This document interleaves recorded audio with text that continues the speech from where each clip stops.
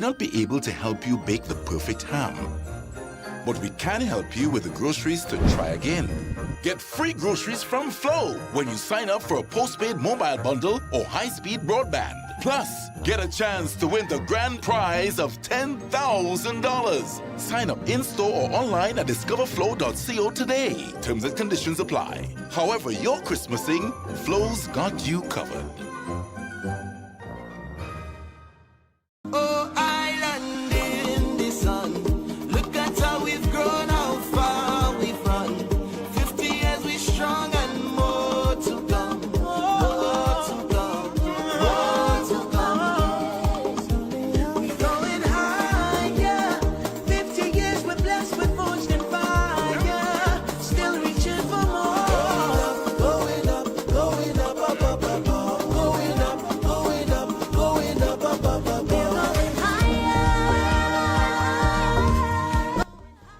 Enterprise Car Rental, the official car rental agency of the Grenada Rugby World Sevens. Flow has got you covered.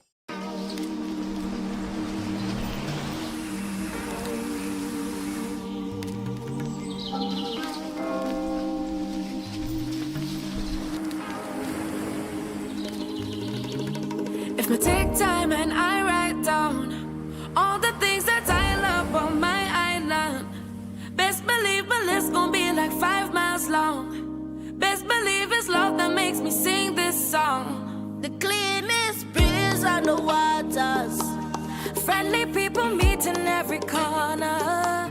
Togetherness and love is what we stand for. We stand for. Yeah. Stand for. Oh, island in the sun. Look at how we've grown, how far we've run. 50 years we strong and more to come. More to come. More to come. We're going higher. 50 years we're blessed, we're forged in fire. Still reaching for more. Going up, going up, up, up, up, up. Going up, going up, going up, up, up, up. We're going higher, going higher, as we aspire, build advances, put people together.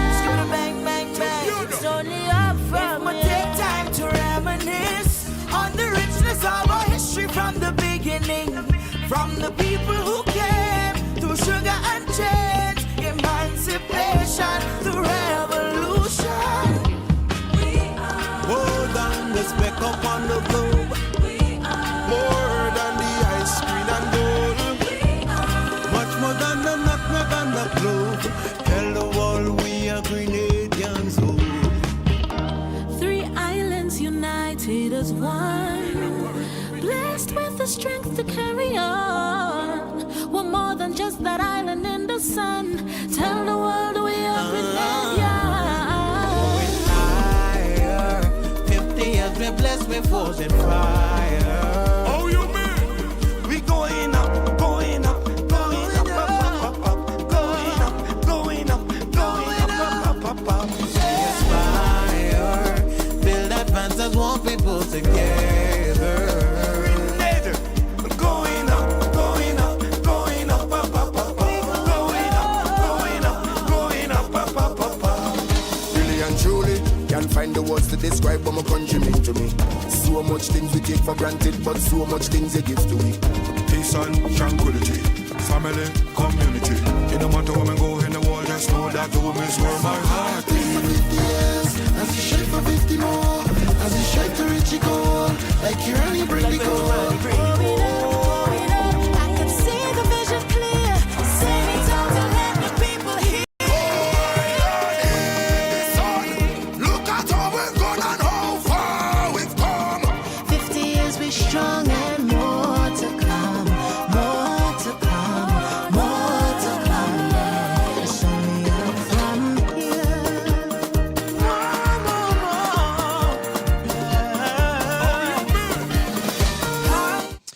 And a good morning to you, rugby fans. Welcome to Kirani James Stadium. It's day 2 of the Grenada Rugby World Sevens.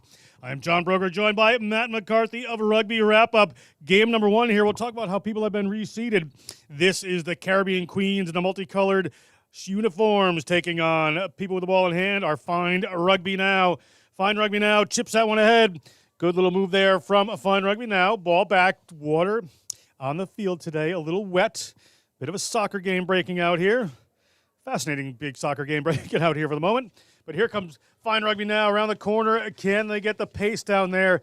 Big tackle comes in on Sophia Smolina. Smolina into contact. Caribbean Queens regathering here. Good run-in from Sharena Liu. She's been very key to this team yesterday. Looking strong this morning. Sophie McCabe, Evan Hoos pushed that one out. Into the corner they go. Looking for a first try. Our Find Rugby Now. Find Rugby Now. One of the top-seeded teams right now in the women's division. Here at the Grenada Rugby World Sevens on the Spice Isle, Grenada. Matt will be talking about it all day. He spent the whole night learning everything about this great island. And here come the Caribbean Queens. A little bit of a turnover. Beatrice Casares is the referee for this one, joined by Reese Cleary and Scott from Scotland Cubitt. We have a penalty here against Caribbean Queens. Referee Casares telling people to get just a bit wider there as Jacobson takes the ball about 8 meters out. Matt, this Caribbean Queens team played with 5 players for most of a game yesterday against Atlantis and tied them, so they can certainly play defense. Yeah, it looked like Fine Rugby Now had a couple of advantages on the outside, and they were quickly closed down. It was a 3-on-1 earlier, and Queens just came right in. But now there's a try, John. And there's the early try from Fine Rugby Now. Sustained bit of pressure there. 5 points on the board. Looking strong, waking up well this morning, Matt. Yeah, and get the cobwebs out, right, in case anybody didn't get enough sleep. But looks like Fine Rugby Now has come out firing, but so are the Queens. And you saw a little bit of that soccer earlier on, and I noticed the last kick was right toward the mud puddle. Yeah, a bit of a mud puddle, a bit of a rainstorm overnight this morning. More rain than normal in Grenada this time of year. So the field has been playing a little bit of havoc. But now you've been in Grenada for 2 days, Matt. Thoughts? I want to be here for 3 days. That's what I want the tournament to go on and on and on and on. But we have a special guest in the booth, John. We do. Why don't you tell the audience who we have? It's Elizabeth Malazita from the Philadelphia area of the United States, a ref at this tournament. First time coming down to Grenada. How do you like the island? I like the island a lot. I think I want to stay for an extra couple of days as well. So quick question for you, Liz. How did you get into rugby? My sister played rugby in high school, and I tried out with her for our university team. We went to Temple University together, and that's how I kind of started. Go Owls. And then from there, go Owls, TU. And then from there, got into reffing shortly after playing in university. And hold on, we'll go back to John. Caribbean Queens, ball in hand. We'll come back and talk to Liz in just a minute more as Fayola Jack moves one across the field into the danger player's hands. Veronica Blair had a great day 1. Find Rugby Now seems to be aware of that because they are putting the numbers up there. A blocked kick early on here. Caribbean Queens going to come up with this. Referee Casares final with that. Caribbean Queens have numbers to the width. If they can get it there, they're going to hold and just go back the other way. Shama Fulgence, butterfly from St. Lucia, is going to take that one in. We're going to come back. Referee Casares has spotted something here, so we have a knock-on, going to be a scrum for Caribbean Queens. So, Liz, what do you notice about the strengths of these two teams from yesterday? From yesterday, again, they're both really good tacklers. They want to keep the ball in hand as much as possible. We do see some kicking today, which we didn't really see a lot of yesterday. But I think that's just because the ground is slippery and they're trying to get behind the defensive line. Is there any particular team that surprised you yesterday? I was kind of coming in, not really knowing much about the teams. So no general surprises, but good rugby all around. An unbiased referee, John. An unbiased referee. That's what we have, That's right? what we Like love. unbiased We love commentators. that. Yeah. That's what we do. All right, let's go back to you, Mr. All right, Brogan. we're going to set down the scrum here with the Caribbean Queens, just about 10 meters out from their own line. Big push coming in from Fine Rugby Now. These teams have brought analysts with them, so they're covering up some of this. There goes Blair looking to get it wide. Here comes a speedster. That is Katara Monroe. Monroe is going to get stopped up by Smolina. They're going to come back across quickly. Nicolette Pantor wearing number 10, coach's daughter, but key player on this team. Pantor is a big Caribbean rugby family. One son will be playing in Major League Rugby this year. Wayne, the father, is coaching, but on the other end, we have Fine Rugby Now going back the same way. And Sarah Jacobson, the Swedish player that plays for the Lugi Lions, is going to touch that one down. 5 more points, 10-0 Fine Rugby Now. Yeah, and John, again, Fine Rugby Now had numbers on the outside. They were ramming it in the middle and then went wide, and you saw the result. No problem getting that try. In fact, there was another player outside. Yeah, they could have gone the other way, and they did not. That one goes up, and it is no good, according to assistant referee Cleary. So we're going to remain at 10-0. It's going to be a restart coming from Fine Rugby Now. Liz, do you change your cleats in this kind of condition with a little bit of mud? No, I only brought one pair of cleats. The one and done this time around. But no, I don't. I know a lot of people do, whether it's turf or grass. But I'm pretty simple, so just one pair of cleats for me. Well, fair enough. And you got to pack your luggage, right? Yeah. Got to keep it condensed. Keep it condensed, John Broker. As we get restarted. Ball comes down to Caribbean Queens. Just goes over Grunberg's head. They're down inside their own 22, where they spent most of this first half. Grunberg moves in the middle of the field. Blair looking a little wider now. Got the ball to the outside. Can they take the corner? Looking for it, but finding a tackler, finding another one, getting driven back to their own try line. Caribbean Queens mired down in their end of the field on this hot and slightly muddy day. Big defensive pressure coming up there. Caribbean Queens will need some sort of spark here. Maybe just a little go forward, get some pressure. Fine Rugby Now, coached by Wayne, Caribbean Queens, coached by Wayne Pantor. Players from across the Caribbean, from Trinidad, St. Lucia, Guyana. Ball comes back. We've heard the Murph horn, so we may be coming up to just about halftime. But here's a run from Blair. Veronica Blair gets taken down by an opposite number there by Lou. Picked up by Fine Rugby Now. Ball's going back. Referee Casados right on the spot for that. Ball up into the hands of Cuffle, Lauren Cuffle, American player on this Fine Rugby Now team. Ball just squirts out. Pressure coming on. Caribbean Queens trying to stop another try here. Grunberg coming across. 2 players came in on the inside. Attacker. So they're going to score another one in the corner. It's going to go up to 15-0. Fine Rugby Now. At halftime, we will have a kick at goal here. Attempted a conversion, and that'll be halftime. Yeah, John, look, again, on the outside, miscommunication on defense. Both players went for the same. Nobody got the outside back in for the try. And you can see the little slip at the end there because it's a little slippy out there. It certainly is. Conversion kick to come. It is no good, so we're going to stay at 15-0 at halftime here. We're going to step away for just a second. Be back with second half action in a moment. Oh, island in the sun. Look at how we've grown, how far we've run. 50 years we strong and more to come. More to come. More to come. We're going higher. 50 years we're blessed with fortune and fire. Still reaching for more. Going up, going up, up, up, up, up. Going up, going up, going up, up, up, up.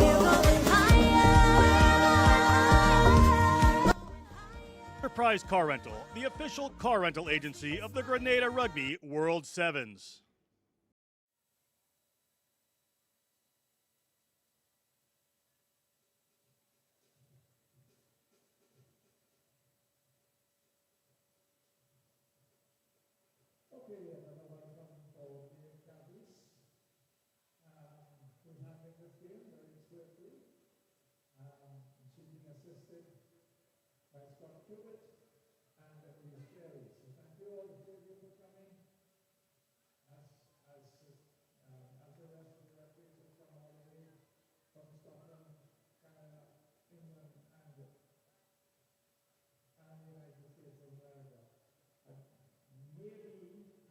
Sevens versus Atlantis in the women's division.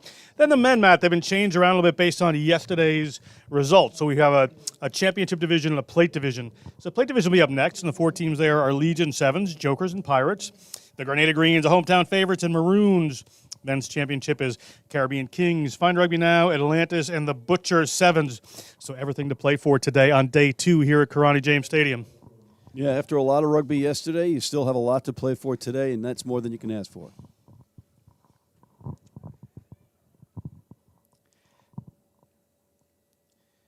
Fine Rugby Now, sort of the same color scheme as Stag Beer. You know, they've got really supporting the sponsors there. Thank you, Fine Rugby Now. Put the ball up into the air. It drops. Caribbean Queens, first pick up of the ball here. Jersey grab, not going to get away with that one. It's only 15 points. There's plenty of time. 7 minutes here in this second half. Can it get this done? But they're taking the ball standing still a bit here. So Veronica Blair, the Jamaican player, has to get that out to Grunberg. Grunberg is going to set this one down. Quickly, they go away. Fulgence plays for the Renegades in St. Lucia. They go to the boot there. They're going to try to play it. Grunberg coming up onto the ball. Fine Rugby Now. Bit of a battle for it, but referee Casada sees a Caribbean Queens player just diving on top of one of the players going to get a ball. And we are going to come back for a first penalty here, the second half. Fine Rugby Now going to take their time about this. Yeah, again, John, on the penalty, she came off her feet, but once again, on defense, Fine Rugby Now have pushed the Queens back into their own end. Yeah, they're just not getting that go forward. They're just putting the ball across the face there. Not really getting going. Need a little bit of work here to the Caribbean Queens, but it's going to be a line out to Fine Rugby Now. And the line speed of the defense of Fine Rugby Now coming up at the same time. Again, you saw that kick. Finally, the Queens put it up, or put it on the ground rather, past the defense. They got to keep doing that and get out of their own end. Ball up, down safely. Coming around. Good work there again as they find a space through the middle. Looks like another imminent try coming this time for Evan Hoos, who scores that one. American Berkeley All Blues player scores here off of a wonderful pass coming in. Yep, right there, the nice pass outside, and just nothing, just but daylight. She just put the pedal to the metal and went under the posts. You got to have somebody back there to make that tackle. You know, she used to ride in rodeos. Really? A bit of her fun fact there, right? Pretty impressive. Are you horsing around? I'm not horsing around. All right. Saw some beautiful horses on Grandon's Beach this morning. Beautiful white sand, top 10 beach in the world we get to stay on if you come and visit Grenada. Speaking of that and the beach, Liz, how great is the morning swim? Oh, the morning swim is necessary and needed every day. Needed every day. Cures what ails you. Yes, exactly. Whether it's too many beers from the night before or running around on a rugby pitch, it's a great way to start the day. Can you have too many Stag beers the night before? I don't think so. Stag, part of the Cara Brewery, one of the great sponsors here. How do you keep that beer cold, Matt? Oh, well, the Island Ice Company. Island Ice Company. That's what they do. Another penalty coming in from referee Casada, so we'll come back to the rugby. Caribbean Queens down 20-0 at this point.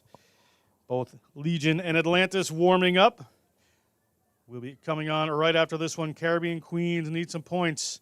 Little show there, looking for the space in between them. Can't find it, Fulgence. Quick ball to the side, Fulgence again. They've got it to Monroe. She can find some space normally, but not against this Fine Rugby Now defense. They're going to go for the kick. Will it sit on the wet field? It bounces towards the try line. Good foot race going on here. Fine Rugby Now. Player dives down on the ground, gets back up. Has a player coming in support, so seems to be all set. Looking off to the right-hand side, get themselves reset. Caribbean Queens not quite in the defensive position they need to. Will a hole open up? Still a long 70-meter run for somebody should they break it from here as they come out to the right-hand side. There is a runner outside. They're going to come back in. It's going to be Mary Roberts making the tackle, the St. Lucian speedster. What great coverage defense from Fine Rugby Now on that kick, right? She wasn't going to be isolated. You'll see here. And now trying to come back out. There's the penalty. Fine Rugby Now happily to take their time as we work towards the Murph horn, which would signal the end of the game. Reserve their energy for the rest of the day. Playing a bit early down there. We haven't been down there quite yet, Liz. What's the temperature like on the pitch? It's pretty warm, very humid. It did rain earlier this morning. It rained a lot. So all that's coming up right now. But yeah, really thick and humid out there. It's been like clockwork watching you guys take the dip at 6:30 a.m. and as soon as you guys are done, it starts to rain. But you know, with the heat and the humidity, the field's going to dry up. I'd rather swim in the rain as the ball goes out to Fine Rugby now. Big hit comes in from Blair. Inside the 22. Fine Rugby now get ripped away by Blair, but illegally, says Bia Casares. So Well, desperation is setting in for the Queens, right? You got to throw out the playbook and use anything you can, try to get that ball, but that was a penalty. And Couple gets tackled there. Spills the ball forward. We're going to have a scrum for the Caribbean Queens. Wayne Pantor's team time running down for them. See what they do, what they can do to get some points on the board here. Game 1, Grenada Rugby World Sevens again. After this, Legion Sevens versus Atlantis in the women's division, followed by Legion Sevens men versus Maroons, Jokers and Pirates versus Grenada Greens, Caribbean Queens versus Butchers, Butchers Sevens, then Fine Rugby now versus Atlantis. After that, we're going to have a little steel band on the field for a while, so we're going to take a little break, have some local Caribbean music. Looking forward to that. Absolutely. You going to join the band? I don't think they'll have me, John. Okay, just checking. Yeah. Blair coming across field into the middle, looking for Roberts on the outside, squeezing into some space. Players in Fine Rugby now and digging that ball away. Referee Casado says that's fine. You can take that one forward. So now they're on the attack again at the 40-meter line. Ball squirts out. Illegally, probably. Somebody came in there, so it's going to be quick ball here for Fine Rugby now. Player shifts to the outside. Runners across to the left here if they decide to go this way. They get the ball out into the hands of Husa. She has scored already. They go the other way. That time it's Courtney Wilkins from Staffordshire County. Good defense coming back by the Queens, John. Very good work here. Good defense from Queens as they come across. And it will be a scrum down to the Queens after their hard work. It's Staffordshire. I've been informed, county, that she lives in, not Staffordshire. Watch too much Lord of the Rings. You could start a war. I know. I might start a war. So that's Tim Kimpton, all around a wonderful human being that lets us know what's going on in the tournament. So Matt and I can just talk. Crash test Tim. Crash test Tim. Been known as the Oracle in the past, too.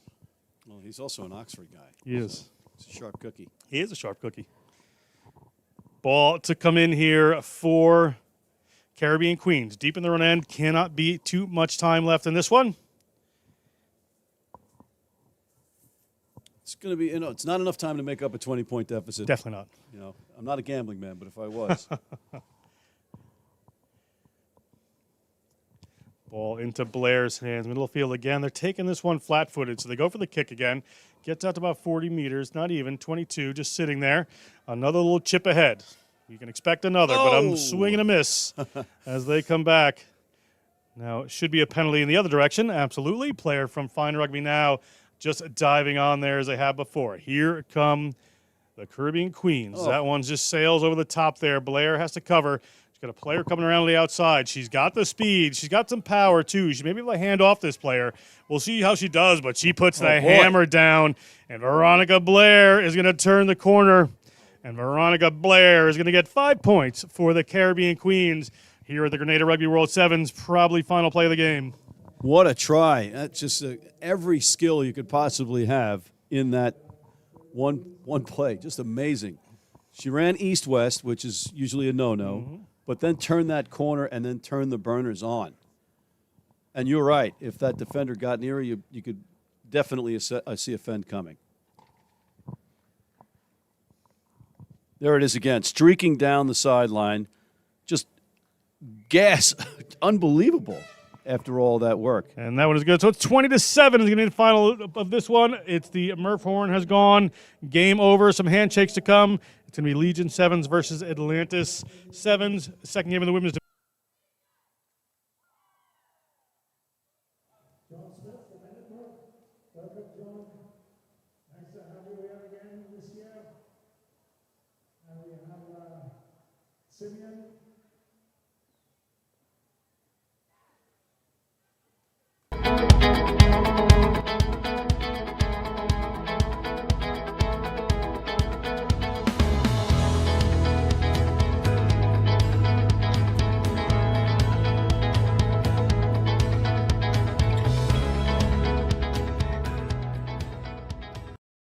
We may not be able to help you bake the perfect ham, but we can help you with the groceries to try again.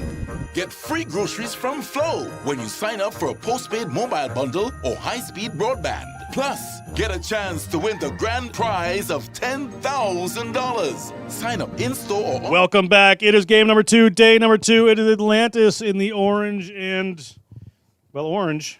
Pink. And pink. There you go. Thank you, Matt. And it is Legion 7s, the multicolored jerseys here at the Grenada Rugby World. 7th little wraparound there from Atlantis. Big game before for Fine Rugby Now. Put them ahead a little bit in the points. And a big break coming on from Atlantis. They had working to get the team structured yesterday, but a big run coming here for the Atlantis 7s team. That looks like Darian Lovelace. And Darian will touch that one down. Well, that'll 5 empty the points to tank good. for the rest of the match, that run. Oh, she's a competitor. Oh, man. Don't you worry about that. So Just- Atlantis starts it off 5-0. We will see how this conversion goes. This would put them up by 7, and it is no good. And here it is again, John. Here, pass, just simple passing outside. Fundamentals, that was a really sharp pass there. And then just speed and power. Power to get away, and then the speed to put it away. Just streaking down the entire length of the field right out of the gate. Amazing try. That was a great try by Lovelace for the Atlantis 7s.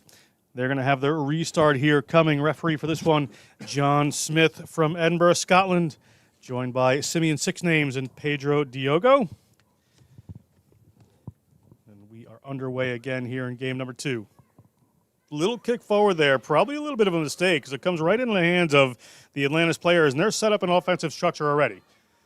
Looking wide, they've got Lovelace in the corner again. The Ariel Johnson is the second to last attacker here who can really open up that outside if she gets hold of the ball. Player from Legion down in that contact.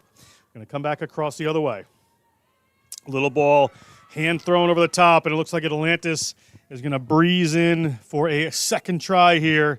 And Atlantis touches another one down. They are at 10. Yeah, you know what? Legion will be disappointed in their defense in that sequence, but a great try for Atlantis again. It's always interesting to see, day one, these teams have practiced for a couple of days, but they don't quite have, that kick is good, so we're at 12. Here you go, John. Ball's out.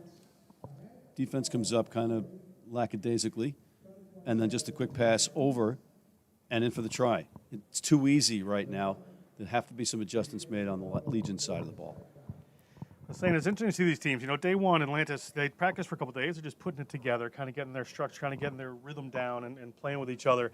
But sometimes these teams come into day number 2. They're a much different animal.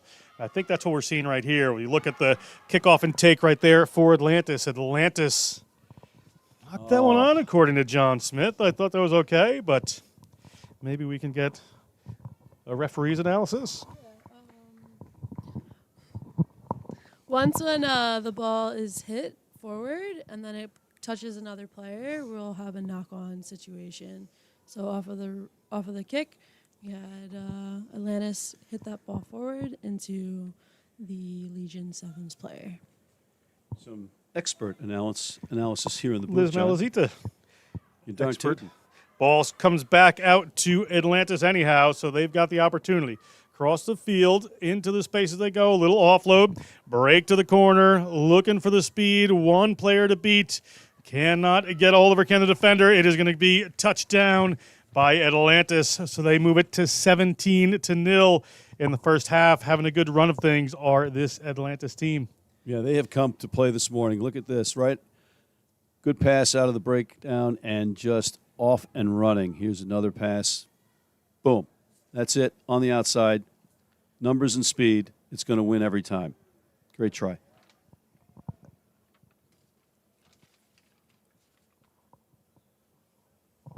Conversion from a tough angle here. They're at 17. Will they stay there? They will.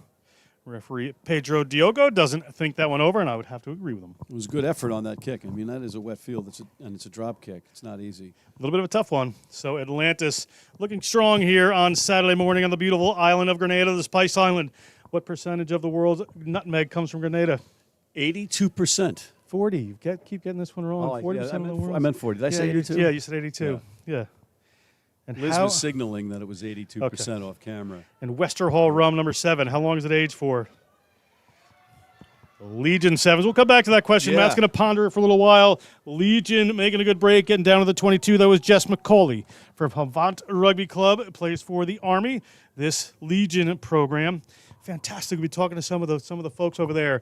You know, a big nonprofit that helps military people in the UK transition into civilian life. So most of these players have played in the military, are currently active military members down here spreading the gospel. Yeah, when you get a chance to speak to people away from the pitch, it's amazing what some of them are doing in their real lives, right, away from rugby, but also including rugby. And the idea to assimilate some military folks with civilians via rugby is just a brilliant idea, brilliant model. Ball back to Atlantis. They've got a bit further to run right now. A little wrap around there. Ball spills on the ground. Good pressure coming in from Legion. Legion looking to end this half strong. They're down 17-0, and they have a penalty. Will they go quick? Of course they will. Looking for some runners. That player was not 10. Referee Smith let it go because another player made the tackle there. Looking to go out wide. Don't. They lose a little space there. And tackle in. Mired on the line. Another penalty. Players looking to keep it tight here. Ball is still arm out from referee Smith. Is he going to give another penalty? Does a card come out of his pocket at this point? And it does. And off for 2 minutes rest is a key player, Ariel Johnson, for this Atlantis team. I thought it might have been a penalty try, but they didn't go that way. Ball's gone back. They're going to keep playing. Is Legion. They had a player out wide there, wide open, and it chose not to go, but they're going to keep this one alive.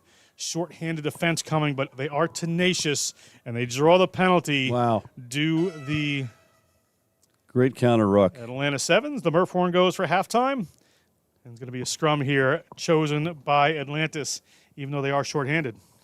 Yeah, so I guess you just want to spin and kick the ball out, right? Or are they going to play it? Let's want to go for it, right? So this is a penalty, typical Sevens now. You get the scrum, so you have players in the center of the field. But your problem is you only have 2 runners out there. So we'll have to see what they do. The Murph horn's gone, so they're in. All right, what are the odds, John? I think they're going to go for it. Okay.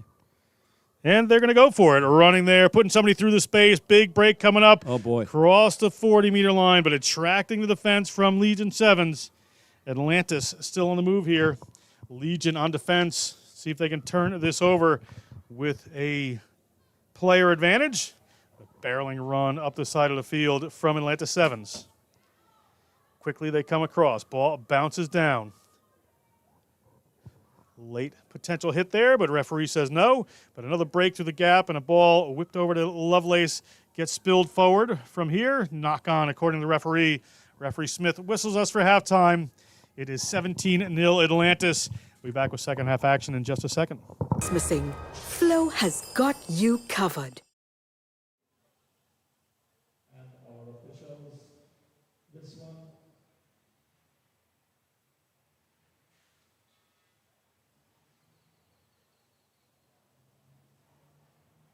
We have Alex Hectus is going to do the first game.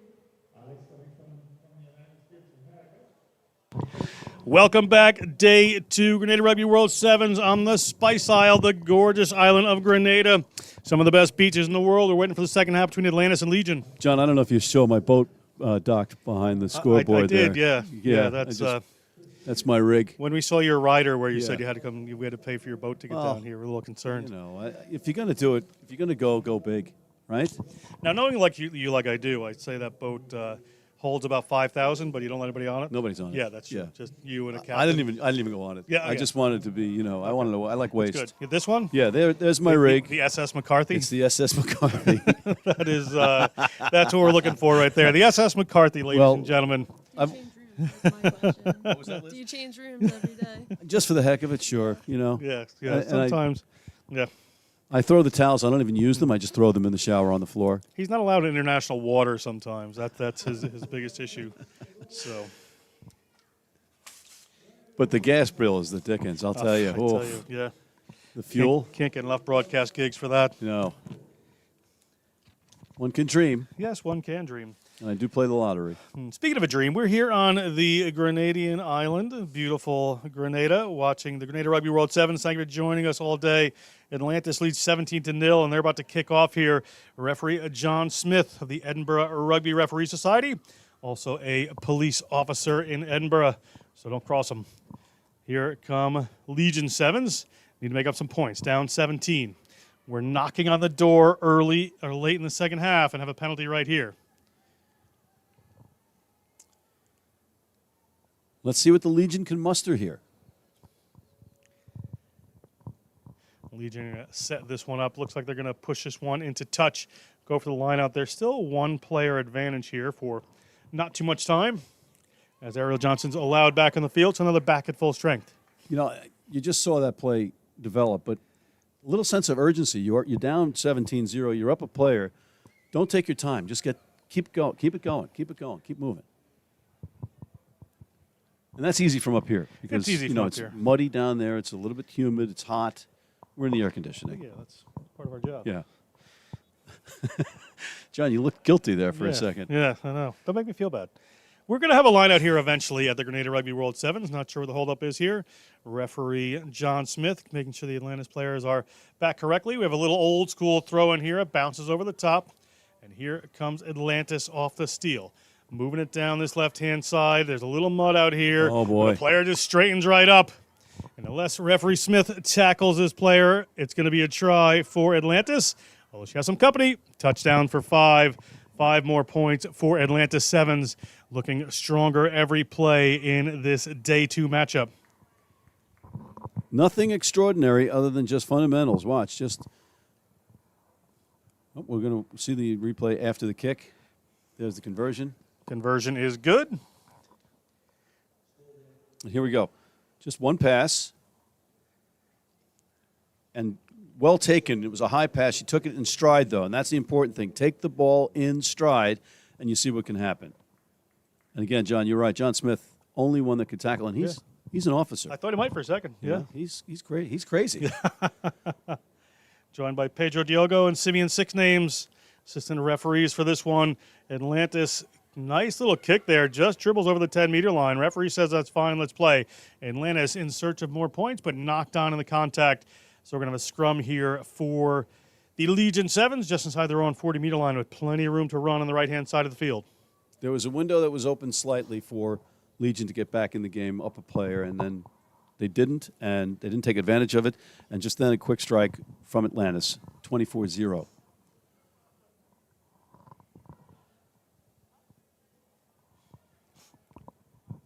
A little gamesmanship there as Atlantis steal another one. Quickly across they come, looking to close down that space, trying to send a player through the defensive gap, but going to come back for a high tackle. They will go quick, Atlantis. Starting to have some fun out here on the field is this Atlantis touring team. Johnson's going to close down that space between defenders, move it a little wider. Ball's going to the deck again, another knock-on. So, Liz, quick question for you. How do you prepare for the cardio that you have to have? Are you jogging a lot? You're running a lot? Hold on. There's the replay. And it just gets knocked on. So do you do long-distance running? Do you do shorter spurts? Yeah, I recently started doing more like 6-mile runs, maybe like once or twice a week. But I run a lot. I run probably like 4 times a week, and then I'll throw in a sprint session here and there. Well, you have to. I mean, to keep up with these kinds of players, it's just an amazing feat. John? Legion Sevens has launched one downfield. Player going in to gather that ball. They've gotten down into Atlantis' end of the field, but Atlantis pressure on at that contact. Goes into touch there. It's going to be a line out here for Atlantis. Atlantis may want to just ease through the final moments of this game.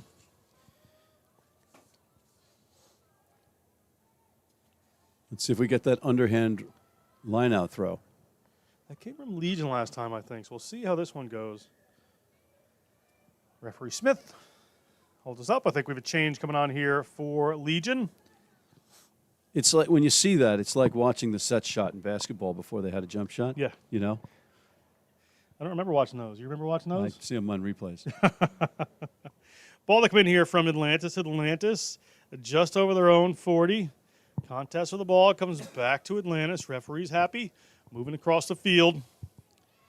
Straightens, has a runner coming. This is something that's been a very good part of Lauren Trout's team here on day 2, is just finding runners in those spaces and getting there, making yourself available as an option. That option dies down just a bit. They're going to set this one down.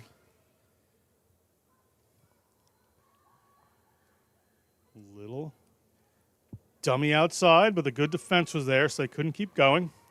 Atlantis keeps the ball alive. Legion making some tackles. Ball bounces down. It's in Legion's hands. The corner is there. Does this player have the speed? And absolutely headed towards the line is Melissa Atkins and Mel from Sutton Coldfield. She's a Brummie, and she has touched down that try. I'm not sure if I just insulted her, but I'm pretty sure I didn't. Boy, that was a long run, too.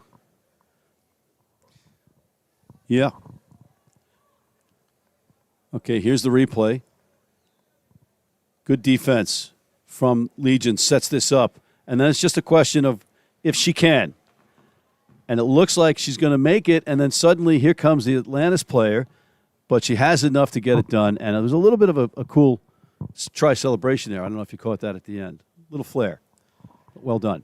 Didn't look like that kick went good. So 24-5 we're at right now as the game winds down here at game number 2.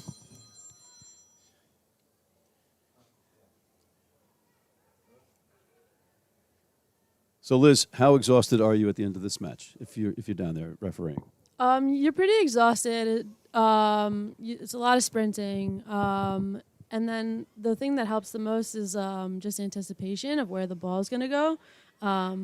But you're running as much as the players. The only thing that's not really happening, you're not getting tackled.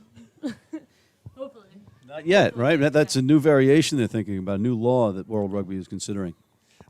Tackling the ref. Oh, no. No, we'll get back to that later. Yeah, Matt's laws. We're going to get back to the action here as Atlantis takes this one across fields. A one-on-one matchup here, but a wraparound. There's some room to move. Going to cut back inside is Atlantis. Atlantis inside their own 40-meter line.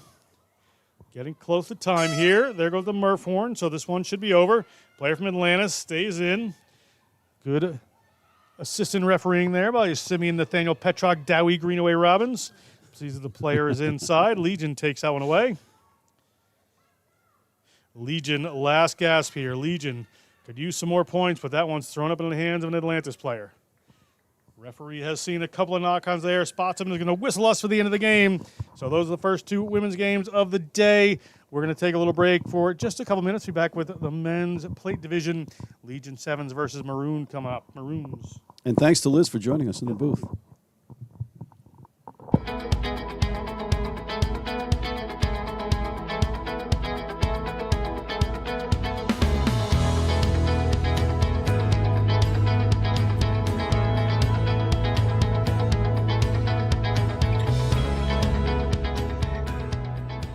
We may not be able to help you bake the perfect ham, but we can help you with the groceries to try again.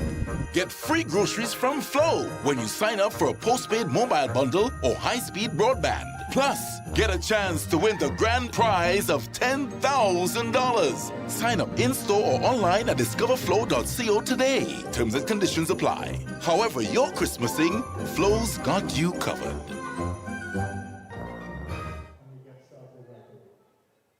Ladies and gentlemen, welcome back to Karani James Stadium here in Grenada. Beautiful Grenada.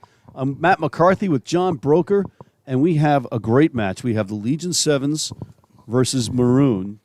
Maroons are in the maroon, and the Legion 7s are in the multicolors. Maroons with the ball out of their own end off the kickoff and immediately put foot to boot right over that mud patch in the middle of the pitch It's a little bit tricky out there. We had some rain before the match, but so far it doesn't seem to be affecting either team. Not afraid to put the boot to it or try to spin it. They're just going, they're playing their rugby. They're playing their wide open sevens rugby, which we've seen some great stuff so far this week, or this weekend rather. And now here's a Legion player with 3 Maroons around him, but now he's got some support. Good tackle on the outside. Gets back up on his feet. Rambles forward. And the ball's out. It'd be tricky to spin it wide with that mud, but he keeps it. Gets it off the ground. Little wraparound pass around a Maroon defender. And now the Legion open up the middle, and they're going to go under the post, John Broker, for our first score of the match. What a great try. It's Ethan Smalley that's going to get the try there. Yeovil Rugby Club, Somerset U17, Bath Player Program. Eustone, a Pet Shark. Touches down 5 points here. And you see just good offloading and good handling here. Like I said, some of these teams, day one, they're still getting themselves together. But once they get to day two, you see interplay like that looking really good. They went right through the heart of the Maroons' defense. Didn't try to go too wide. So we're going to come back here, and it is going to be 7-0 Legion over Maroons. And the kick was good, as John pointed out. And, John, the Legion, the story of the Legion is a good one. It's great. You've got the introduction of, or the reintroduction into society for some of these military vets with assimilating with civilians in the rugby world, so that they have something, a physical outlet, plus they get to hang out with people again in a great environment. And we got to meet some incredible people in this tournament. We did. To that end. We right did. now, let's get back to that live action. There's a penalty. Maroons take it. And now galloping toward midfield. Here come the Maroons. Shaquille Dite making a great run there. Shaquille Dite, Trinidadian player on this team. The team coached by Coma Gandhi Fishbein. Here come the Legion testing the outside, looking back in. Going and around the defender, and now a bad pass, but still alive for the Legion. Maroons coming up on defense. Good tackle there. Legion looking to spin it the other way. Eddie Fogg gets that one moving. Eddie the Eagle. Eddie the Eagle. He's another interesting character, John. He's the second best rugby player in his relationship, correct? Yes, indeed. Amy, we feel and empathize. We hope you're feeling better with your knee. Eddie's girlfriend, Amy, can't remember the last name because I only heard it last night. Plays for Team GB, recovering from an injury. So clearly a much better athlete than her partner as the ball comes across. And here come the Legion, perhaps inspired by your commentary, John. Nice little head fake, and it's enough to buy him some time to crack that defense and get in for the second try for the Legion. Legion looking strong here. They get down that second one right under the post. Again, just working the ball through the heart of that defense. They're finding those spaces in between. Some teams play that width-to-width game where they're really looking to get around the outside. The kick is good there. Assistant referee Chris Reed sees that. But great work. You see, just working these spaces. They do the work that's one to the outside, but then they find there's a little room on the inside, and they're not afraid to cut it back in. So that outside player is a holding threat, and the players can come in and score through there. And, John, I think that was Chris Richards. Could have been Chris Richards. His nickname is Harry Kane, and he regularly gets mistaken for England football captain Harry Kane. Well, who wouldn't mistake him for Harry Kane? I would say Harry Kane's wife. For Everybody in his England? Mom, Harry Kane's mom, Mr. and Mrs. Kane. Most everybody in England. Was that just a rhetorical question? Yes. That one to be answered. Okay. And there we're going to come back. Oh, boy. So it's going to be maroon ball at midfield after the gaff by the Legion. USA referee Alex Hedquist taking charge of this one with Malcolm Weir and Chris Reed. Chris Reed, arguably the newest, most interesting man in the world. He's pretty interesting. Royal Marine, Commando. Nicest guy you'll talk to. And here come the Maroons at midfield. They trail 14-0 to the Legion in the multicolors. bouncing off a would-be tackler and coming forward. Here come the Maroons. Another bruising run into contact from the Maroons.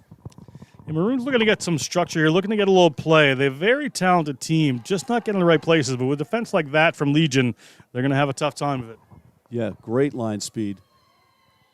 Coming up and making a great open field tackle. There's another one.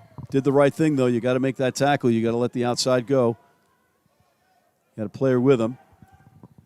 Well done to maintain possession by Maroon on that pass. And now looking for the daylight, and they are going to answer back. Here go the Maroons directly under the posts. A great try there, set up by none other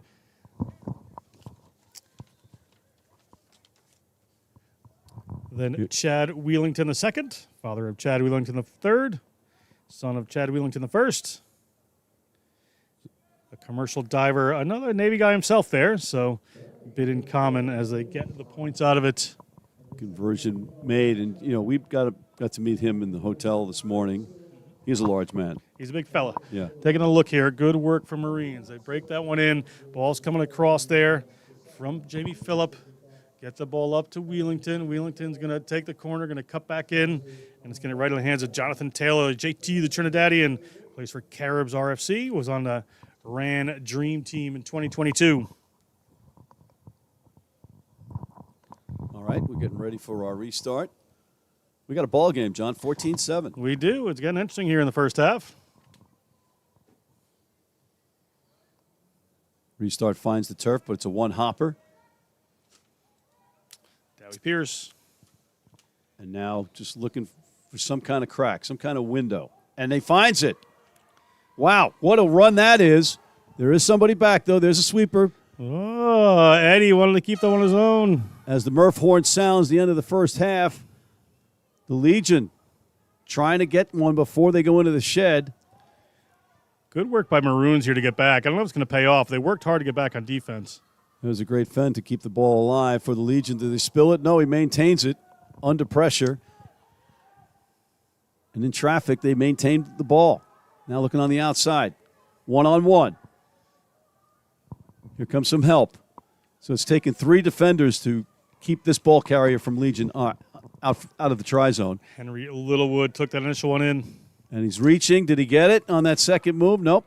Still alive, though. Little fake. And he's in for the try. Great try for Legion. That's Littlewood again from the Royal Air Force. When he was 9, he danced on the stage of the Blues Brothers at Universal Studios in Florida. And here he is touching down a try in Grenada all these years later. Good work, Henry Littlewood.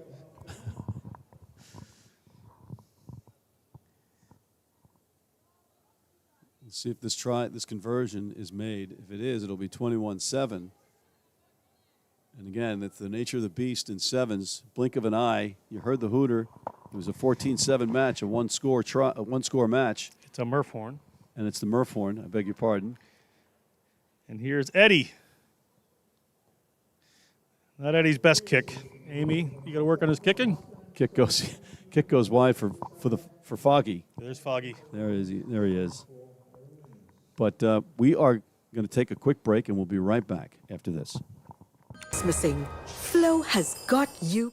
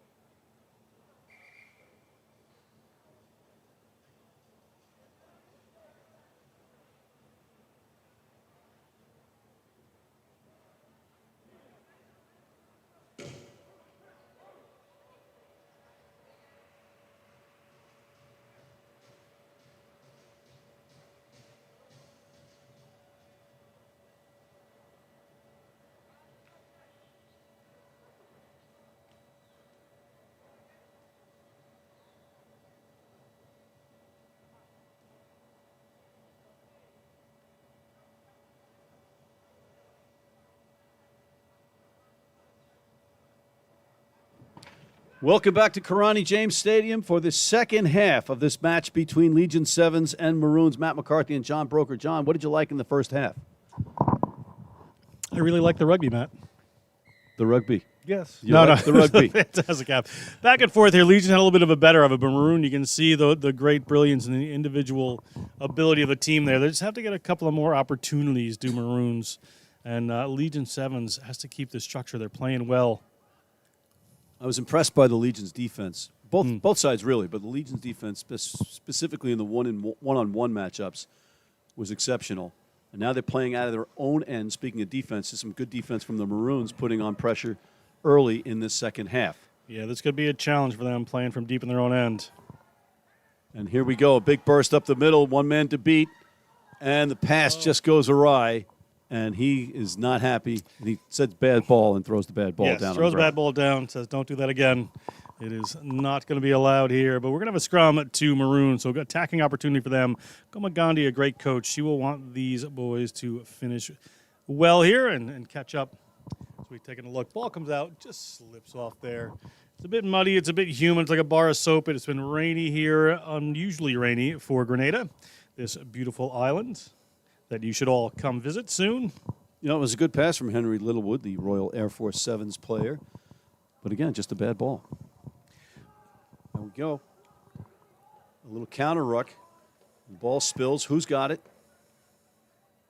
It's in the mud. This is what rugby's all about. You got some mud. You got some physicality. You got who's got what. A couple of knock-ons, and it's a result, a scrum down for Legion Sevens. That was tremendous work from Wheelington there to drive over that contact area. Really just about turn over the ball, and the next player in, the ball just slipped out of their hands with a bit of a forward pass. So tough for them. Luke Swindle's coming on for Legion out of Peterborough Rugby. We talked about Peterborough yesterday because I had the misfortune or fortune of having to share a bath. Yes. In Peterborough. Playing a rugby game, but that's for a different show. That is for a very different show. And we have a knock-on and a scrum down to the Maroons meanwhile. Get another good opportunity to the Maroons here. I mean, they've got explosive players. They've got great talent here. So you put in a try right now. Get yourselves to 19-14. You're within range of taking this game. So you have to have the fitness. You have to have the ability.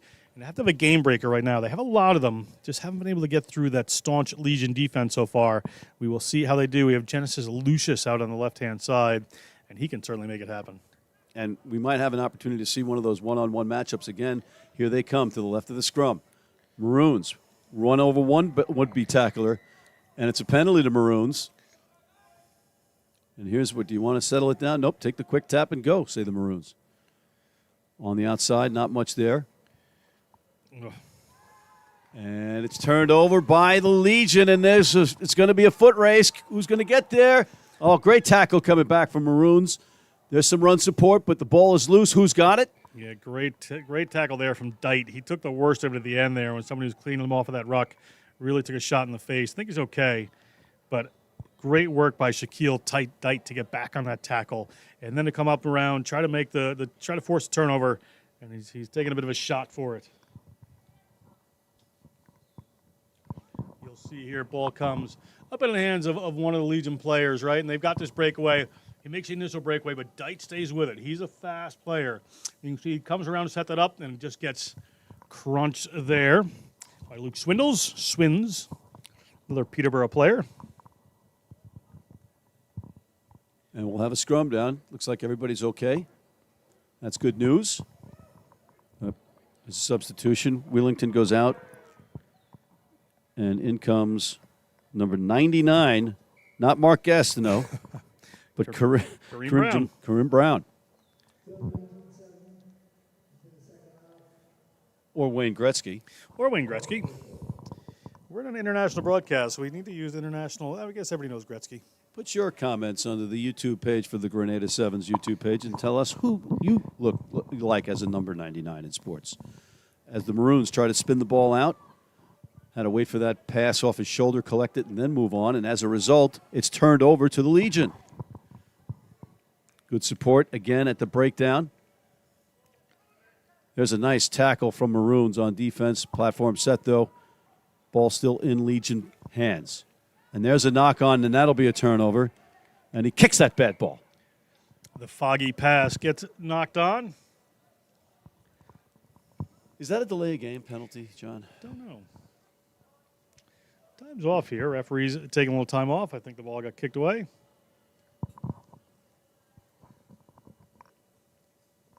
I have a player just getting attended to.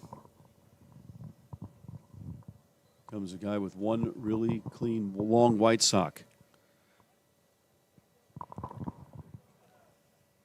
John, I think we got about 1:45 left in this match unofficially, You are some timekeeper. according to our top-notch production crew. Get a Viral bit late media. here then for Maroons, right? 19-7, a little over a minute and a half to go. They need a couple of tries to win this one. They're at their own end. All right, you can see they're inside the 50, but their first receiver is outside there.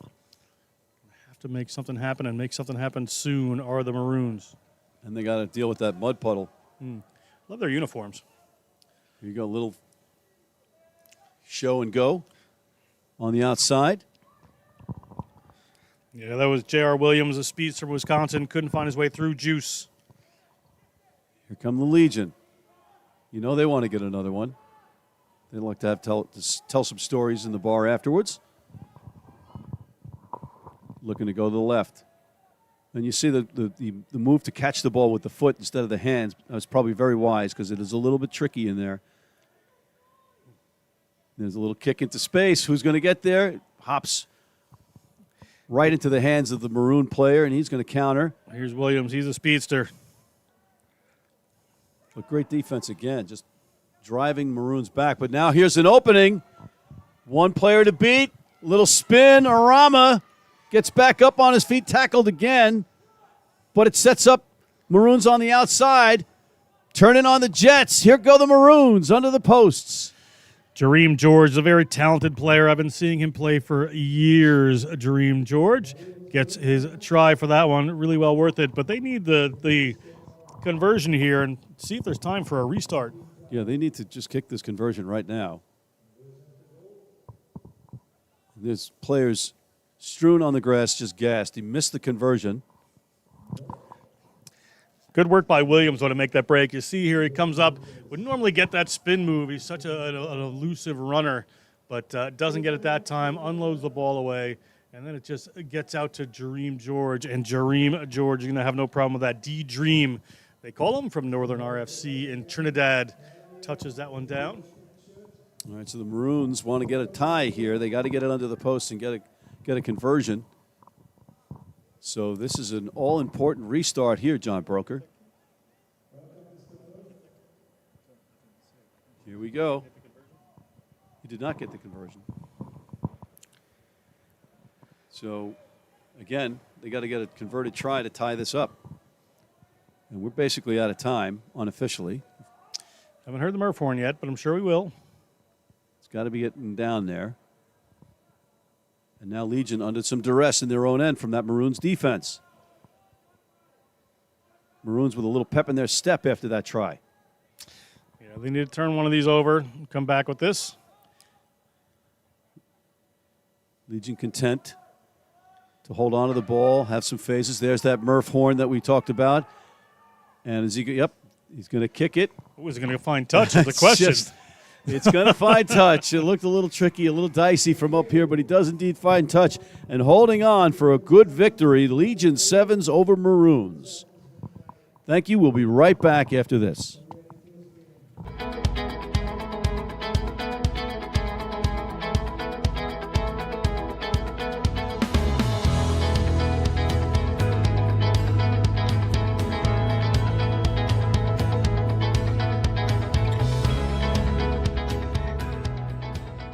We may not be able to help you bake the perfect ham, but we can help you with the groceries to try again.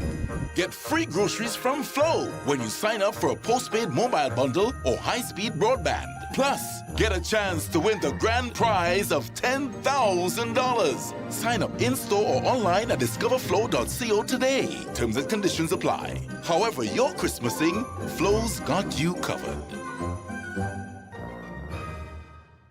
Oh, island in the sun. Look at how we've grown, how far we've run. 50 years we strong and more to come.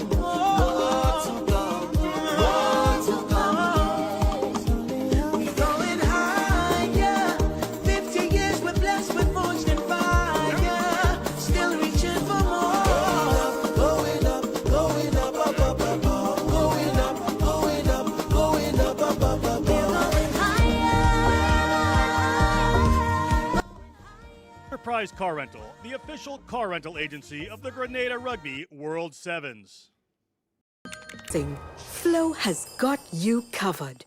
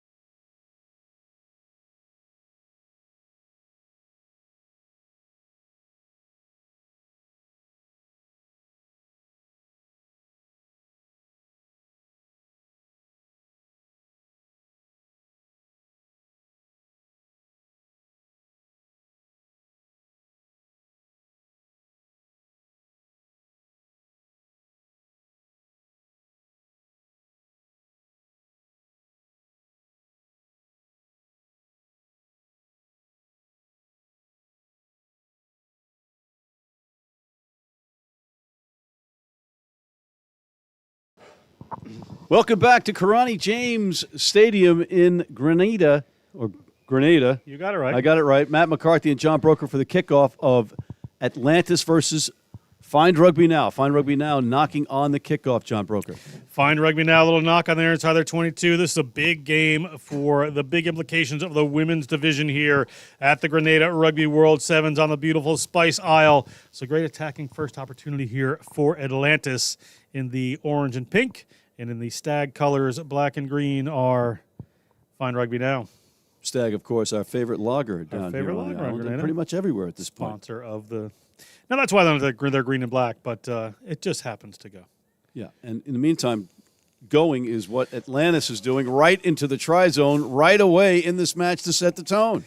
5-0 right there. You see referee Chris Reed in the middle whistling for that one. Chris wants to say hello to Justin and the Helmets crew in Norfolk, England, watching this one. I'm sure if you're any friend of Chris's, you're under heavy suspicion, but wonderful guy. Good try, Atlantis. Hits a conversion at 7. Flags go up. So that is indeed, as John said, a good conversion. So it's 7-0 early. And just like that, that's how sevens is, the nature of the beast. You can score in an eye blink. And one miscue from Find Rugby Now cost him 7 points. Alex Hedquist from the USA and Malcolm Reed from Edinburgh, Scotland are assisting Chris Reed in this one.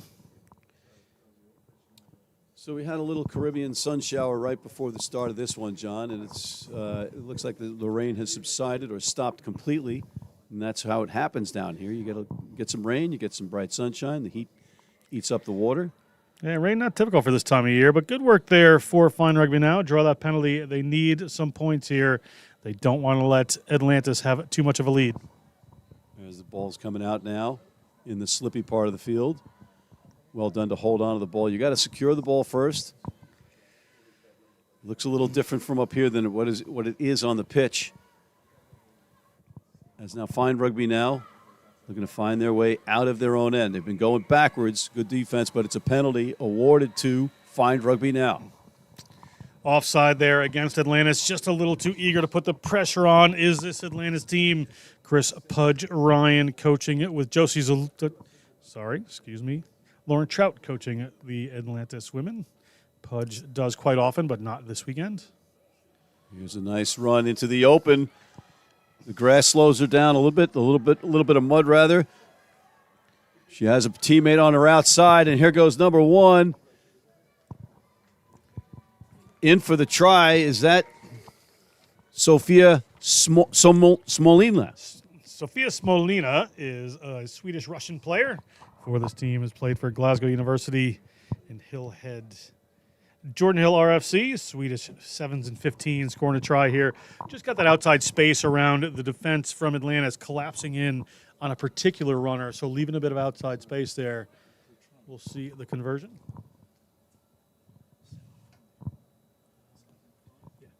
Conversion by Evan Hoos is no good. So 7-5.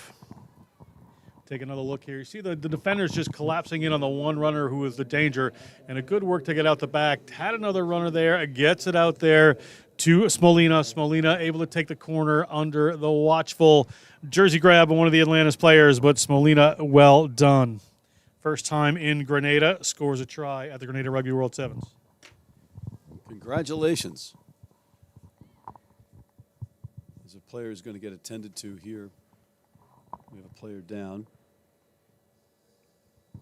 for Fine Rugby Now. Fine Rugby Now. Just taking a little break here. A player on the ground. Sure they'll be okay. Fine Rugby Now. Tamara Taylor coaching the team. Rion Sandel, thanks for all the help. Manager for the team, Rich West, Lane Gelman. Does Lit Sevens as well. Fine Rugby Now. Has been here a couple of years. Always a great crew of people.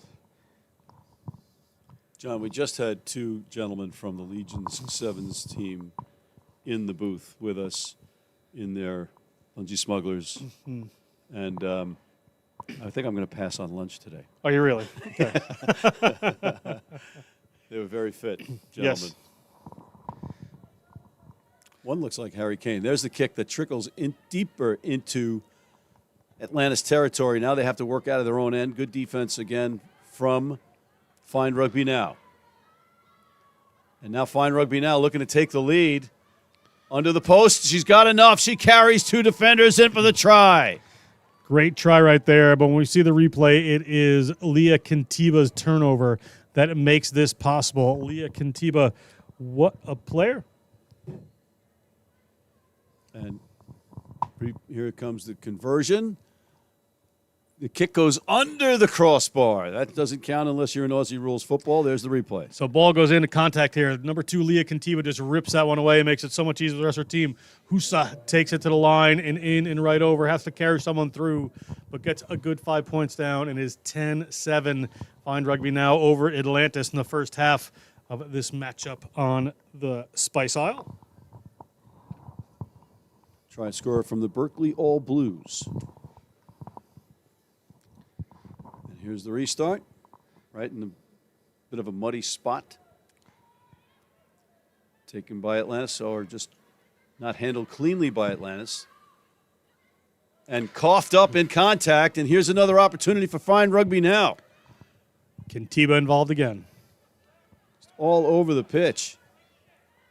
Ball's out. Here comes the flat defense of Atlantis. Good tackle on the ball carrier going east to west. Isolated on the outside by good pressure from the Atlantis defense. Just swarming. Again, pushing back Rugby Now, but now they have the outside. Enough speed to turn the corner. Just does have enough to get it in for Fine Rugby Now once again. Referee and assistant referee Malcolm Reed right there. Chris and Malcolm, not brothers, but brothers in the referee society, able to award that one. Good try. We're trying to get the number here for the Fine Rugby Now player, but they're just finding that space around the outside of this defense once in a while, and there is some serious speed on this Atlantis team, so always interesting to see. All right, the conversion.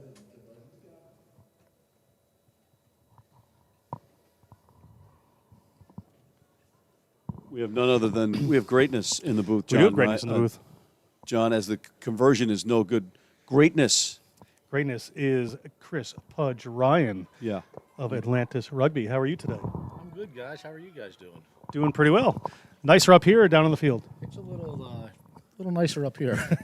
It's a quagmire down there right now. Yeah. It's crazy. Not typical of the rain, but it's affecting the teams, yeah? Oh, yeah. It's my mother was a mudder, and my father was a mudder. It's definitely slowed the game down. You had the mutter in the 6th. I was the mudder. All right, we got a restart of this one. Atlantis collecting the ball. I got to watch what I say because I have Atlantis legend Chris Ryan behind me right now. Dig it out. Here it comes on, trying to get past that staunch Fine Rugby Now defense as the Murph horn signals this could be the end of the half. Playing with fire here, Atlantis in their own end. A couple of good turnovers early from Leah Kantiba of this Fine Rugby Now team. So we'll see what transpires. There's a squib kick into space. Coming back, Fine Rugby Now looking for the outside, but that defense is there sharply. Taken to the ground. Little pushing, little shoving. Hold up. Not enough. There's a ruck. Okay, into touch, yes. And that should end the first half, John. Yes, Chris Reed does the honors, ends the first half. The Murph horn went, so we'll be back in a couple of minutes with second.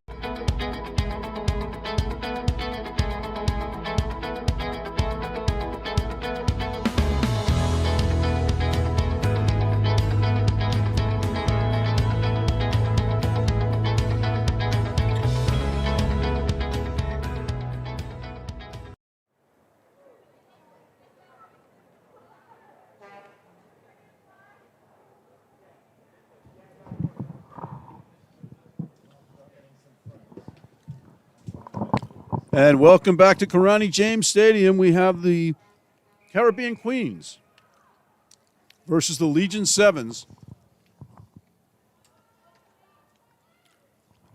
in this women's division game. And right away, it looks like we're going to get our first try. Going the length of the pitch. It's the Caribbean Queens. Great work by the Queens there. That is Pantor, an excellent player here. Nicolette Pantor scoring that try for the Caribbean Queens. Puts it right over, Matt. Great work. Sorry, we were sampling the local delicious breadfruit, one of the great vegetables on this. Snuck up on us. Yeah, on this beautiful Caribbean island of Grenada. In the meantime, Nicolette Pantor wastes no time scoring that try. I'll tell you what, two things I've learned And that conversion was good. people are very nice here, and don't eat breadfruit right before you're supposed to talk. Yes, that's. Okay, so in the meantime, did the conversion go through? Would you? Yes, it did. Yes, it did. So we're up 7-0, just like that. Eye blink. Again, that whole eye blink thing in a sevens match. Philadelphia, Liz Malazita is in the center for this one. John Smith on one AR. Bea on the other side. Ball comes back finally. It's a little bit leisurely here in the islands, right? So no rush in sevens, I suppose. Especially if you have a 7-0 lead. You do. There's the restart. Bounces in a tricky area, but well taken by Legion. Legion dig it out. And I'm literally digging it out in some of the muddy spots on the pitch. Yeah, there is a bit of mud out there. The sun's back out drying, but we had some rain this morning and throughout the day. But the field is still pretty solid. It held up. It's kind of like old-time rugby, but there's a knock-on and a scrum down, John. Liz Malazita saw that one, the referee, so we're going to have a scrum here to the Caribbean Queens. They're up 7-0. This is a great attacking position to be right in the middle of the field. They have some speed going in either direction.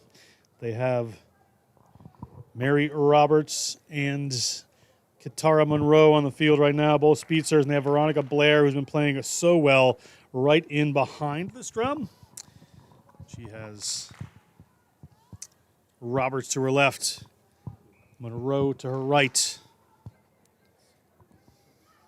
We have a free kick coming here, and they're going to go quickly are the Queens. Queens have a runner on the outside as well. This is Monroe. We were talking about her. I'm not doing play-by-play, but I just couldn't help myself. I'm just Matt going McCarthy. right ahead. But they caught everybody snoozing, including me, and in for that try. What was going on there? We'll look at the replay, but everybody was confused, it seemed, especially on the Legion side of the ball, and taking advantage of that with a great try. Yeah, Caribbean Queen just towed that one really quick and went for it, so it wasn't a problem at all. I mean, even the players in the back line there, Blair and Roberts and Monroe, were kind of waiting for it. And Scrum have had the speed of thought there. That kick's no good, but a good try again for the Caribbean Queens up to 12.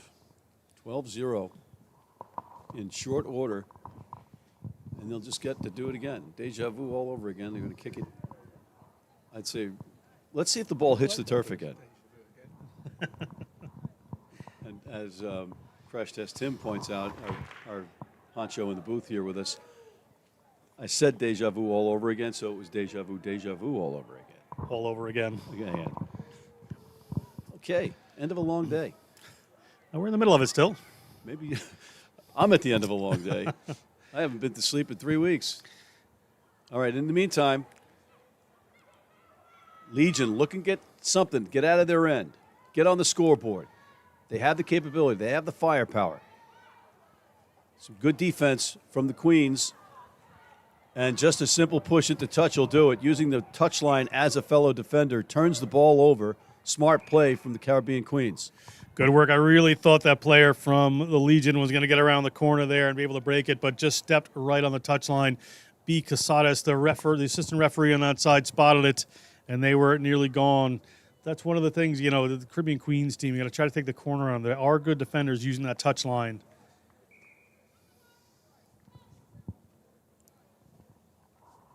Figuring out who's doing what. And we need a ball. There's the ball. Okay. So now Caribbean Queens will throw it in. That's going to be a knock-on, an advantage played by the Queens. They're looking to attack on the outside. There was just one defender Great back. play. And now it's a foot race. Who's going to win it? Oh, good defense from Legion coming back to save it. Sure try.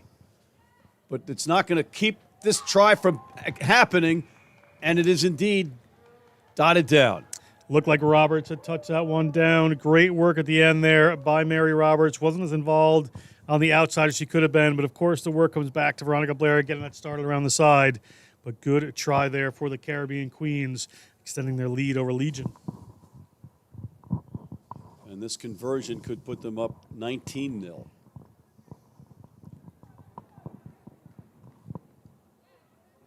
Couple of bounces. And it's no good. It goes across the face. So it's 17-0, though. Caribbean Queens in command against Legion 7 so far. See that good run up the side here. The tackle comes in. Player comes back, tries to get on this. Roberts in the third person. Just spots a space out there. Normally a speed runner, but finds her way through the gap there. Carries a couple of players. And the St. Lucian Star touches down for the Caribbean Queens. And we'll get underway. Just seems like it's so far every time we blink, the Queens are restarting after scoring a try. And that's knocked loose. And again, another advantage being played after the knock-on for the Queens. And this is going to be another great try, another team try for the Caribbean Queens. Great liner run there from one of the Caribbean Queens player. We'll get that number for you. But an excellent try, just brought out a little wide, pulled a couple defenders in. We'll see it on the replay after. And a great, great liner run. Accelerated through the hole, couldn't be caught. Wonderful work there. This will be a tough conversion. Kick is up, and it's just going to be shy. Conversion no good. But that gets us to... Here's the move here, right through the middle. That line just opens up the hole, and she is gone and away. I'm trying to get the number for you. That looks like Renata Reynolds, born in Guyana. Lives in St. Lucia. They call her Bucky. There's the Murph horn. I'm just, I'm thinking the score is 24-0? Or is it 22? We'll find out. All righty. 22-0. And here come the Legion. Trying to get something before they go into the shed. But again, some great defense. A lot of pressure the Queens are putting on Legion 7s. Taking the conservative route. Nobody back for Queens. Maybe a kick would do. Here's a penalty. Quick tap taken. Trying to get some numbers on the outside. Trying to get to that corner. One pass left. And that might be a deliberate knock-on. Yeah, and a card. Whistle sounds like it. I think the card's coming for deliberate here. Players are going to take 2 minutes in the bin. I was just thinking, you know, Caribbean Queens can get up by a bit and then lose a bit of discipline. That happens sometimes. And there you have it. They're going to kick into touch because that will not end the half, but it has to find touch, and it does find touch, luckily. So, and it's in a great spot for the Legion 7s. Now, yesterday, they went for a 7-person maul and tried to drive it over. What do you think? I think they do the same thing. You're going to see not a single player outside of this maul. So you know what's going to happen here. They can drive this one right over. We will see how the Legion do. John Broker right, but he spilled it, it looks like. Went for a little trickery. Didn't work. Yep. And we'll end the half on a knock-on, and don't go away. We'll be right back.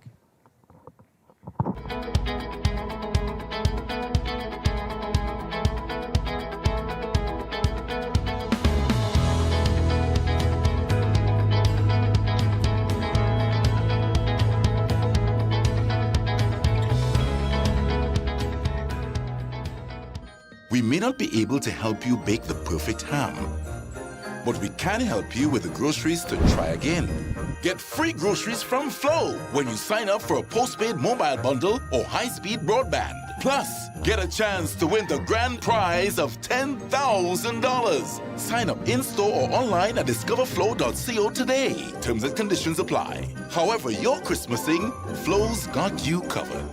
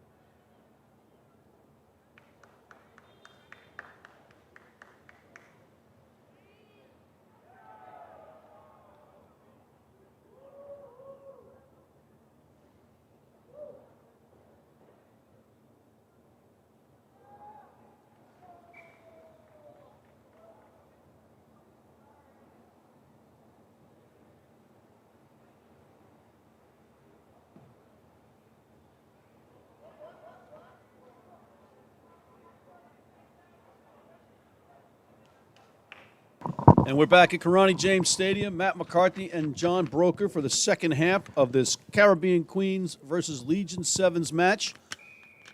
The Queens kicking off, and they have a substantial lead, 22-0. So something has to happen, John, for the Legion now. Yeah, Legion needs to be a little more straightforward and just set up some rucks here. Get this defense working of the Caribbean Queens. They can lose a little discipline early in the half. They're down a player from a yellow card. You just want to force them to make mistakes. Yeah, it was the extended time in that first half cost them a player, but they're going to make up for it right here. It looks like with a spectacular try to start the second half. That's not going to be the way you force them to make mistakes, to give them the ball. Yeah. So great try there by the Caribbean Queens. Like Fayola Jack scoring that one. Bindi.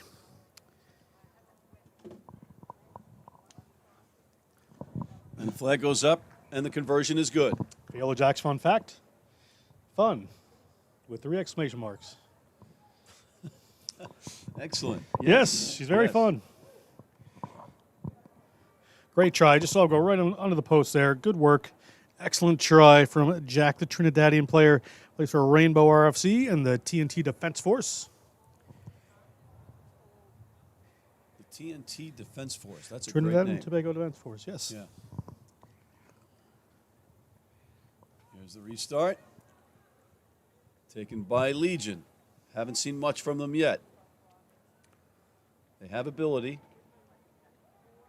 They're also a great story, John. Oh, certainly. You said it before, but you can reiterate for the folks that may just be tuning in for the first time. Yeah, so Legion Sevens is players from the military, come from across the UK and a few other places. And they do some good charity work. They do their Legion program. Really helps people to come out of the military and, well, we're going to have another card here. Come out of the military and assimilate back into civilian life.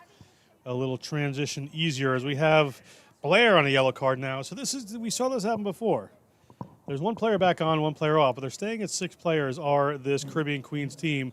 So that discipline in the cards become an issue late in the first half and the second. And it's happening again here. So let's see if Legion can make something out of this, Matt. All right, Legion now crossing midfield into that tricky part of the pitch, but with the ball. Cruising into that mud. You know, I love the mud on the jerseys. It just adds to the charm. Certainly pretty good. That's quick ball there from Legion. So they're starting to disassemble this defense. They have a 3-on-2 here. Players are going to hold it and try to go through. They're going to take a big Huge hit tackle. Huge tackle, John, from the Queens. When it looked like the Legion had that opening, it closed quickly and with authority. Now on the outside, Legion have numbers, but the pass goes awry and it makes them pedal back. You don't want to go backwards when you're trying to attack. And again, the pass not finding the target. And it looks like it's poached by the Queens. And they're just killing that clock, driving it forward. And it's going to be a turnover, though, and a penalty by not releasing. And here come the Legion the other way. Little show and go. It might be a forward pass there. Assistant referees didn't quite see that. We were on the line. It could have been, but another penalty here against Caribbean Queens. Another card. Here it is. Oh, boy. A lack of discipline, Down to to say the 5. least, John. They don't really get their mojo going until they're down 5. Here's a try. Could be the first try of the match for the Legion Sevens. Emily Gilmore from the University of Buckingham. But, John, even that try was not easy against 5 players from the Queens. No, it certainly wasn't. I mean, Queens don't make this easy. They held up a tie against Atlantis yesterday with 5 players in the field. So I don't know if they do this on purpose. They just like to defend with less people when they have a bit of a lead. They get a little bored. Yeah. Let's practice our referee Malazita having a little word with the captain. Blair's back on. When Blair comes on, things happen. They've got some explosive players in that lineup for the Caribbean Queens.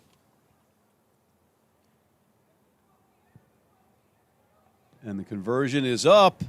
And the conversion is good. What a kick, John. Bounced it off the post there from the side. Good work on that conversion. Wonderfully done. 29-7. Legion got themselves on the board here. That was just a great conversion.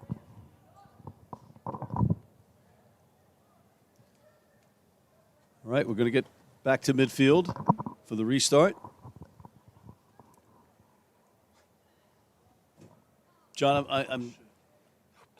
I got a question, John, again. My math might be off. Are we at 31 or are we still at 29? I think we're at 29. Okay. Remember, there's an Oxford maths major actuarial consultant in the booth with us keeping score, because I can't really count. You mean that's more than a 5-year English degree at the University of Buffalo? Something like that. All right. But your English is stellar, I do have to say. Thank you. Thank you. You're on. All right. In the meantime, we have the Caribbean Queens, shorthanded, but with a huge lead, working their way right up the middle of the pitch. And here comes Blair. Veronica Blair. Nobody's going to catch her. She's into the try zone. She'll wait, kill some clock, and touch it down. She has just seemed to, since last time I've seen her play, to get faster. You know, she's been a good player, but she's relying on her speed, really, and she's not afraid to take that space. So a little bit of confidence, a little bit of pace, a little bit of higher level play. Veronica Blair, doing very, very well. And the conversion is good. So Caribbean Queens, right after the score, come right back. That's what good teams do. It doesn't matter how many players you have on the field, apparently. If you have the likes of Veronica Blair in the lineup. And there's a great look at that try again, John. Oh, yeah, just blazing Veronica Blair, heading straight through there. Turn around, touch it down. Little style points. Well done, Nicolette Pantour, to get us going again. Dominant performance from the Queens. And here come the Legion. Trying to get on that scoreboard again. Why not? Almost a hurdle of the tackler, but not quite. But a penalty earned by Legion Sevens. They take the tap. Queens have to be careful not to get a person a second yellow card here. You don't want to lose somebody for the remainder of the tournament. It's one game to go, but a very important one nonetheless. They'll be playing at Atlantis later on today. Yeah, and with the tired and banged up bodies, you don't want to lose anybody off your roster at this point. Oh, there's a big tackle. Right to the turf. But Legion maintained possession. Well done. Now there's a player on the outside. If they can get it to her, she's in the open. Does she have the speed to turn that corner? No, it's shut down right away. Tries to turn it upfield. Good play. Ball knocked backwards in contact. Legion maintained the possession. Now they're looking to punch it to short side or come this way. They're going to go short side. No doing. Had a 2-on-1 for a minute there, turning it 2-on-2, and Blair's going to have the last say. She's everywhere. Defense, offense, you name it. She's doing it all. You hear the chants from the sidelines for the next team coming in. It's Grenada Greens, hometown heroes. As play continues, Queens trying to work it out of their end. That's going to be a knock-on. And back to the initial infraction. They were playing advantage, so it'll be a penalty to Caribbean Queens, John. Liz Malzita just wants to see a little more rugby out of these teams, their referee. So we'll go before the Grenada Greens take the field against Legion Sevens and our man Eddie. Our man Eddie. And our man Harry Kane. Harry Kane. Hadn't really heard about his switch of sports. Yeah, he's using a different name here because he doesn't want to draw all the attention. There is a soccer match following us tonight, so I'm doing the same. Yeah. You're Brad Pitt. And there's the whistle that ends the match, John Broker. A big win for the Caribbean Queens over Legion Sevens, 36-7. Don't go away. We'll be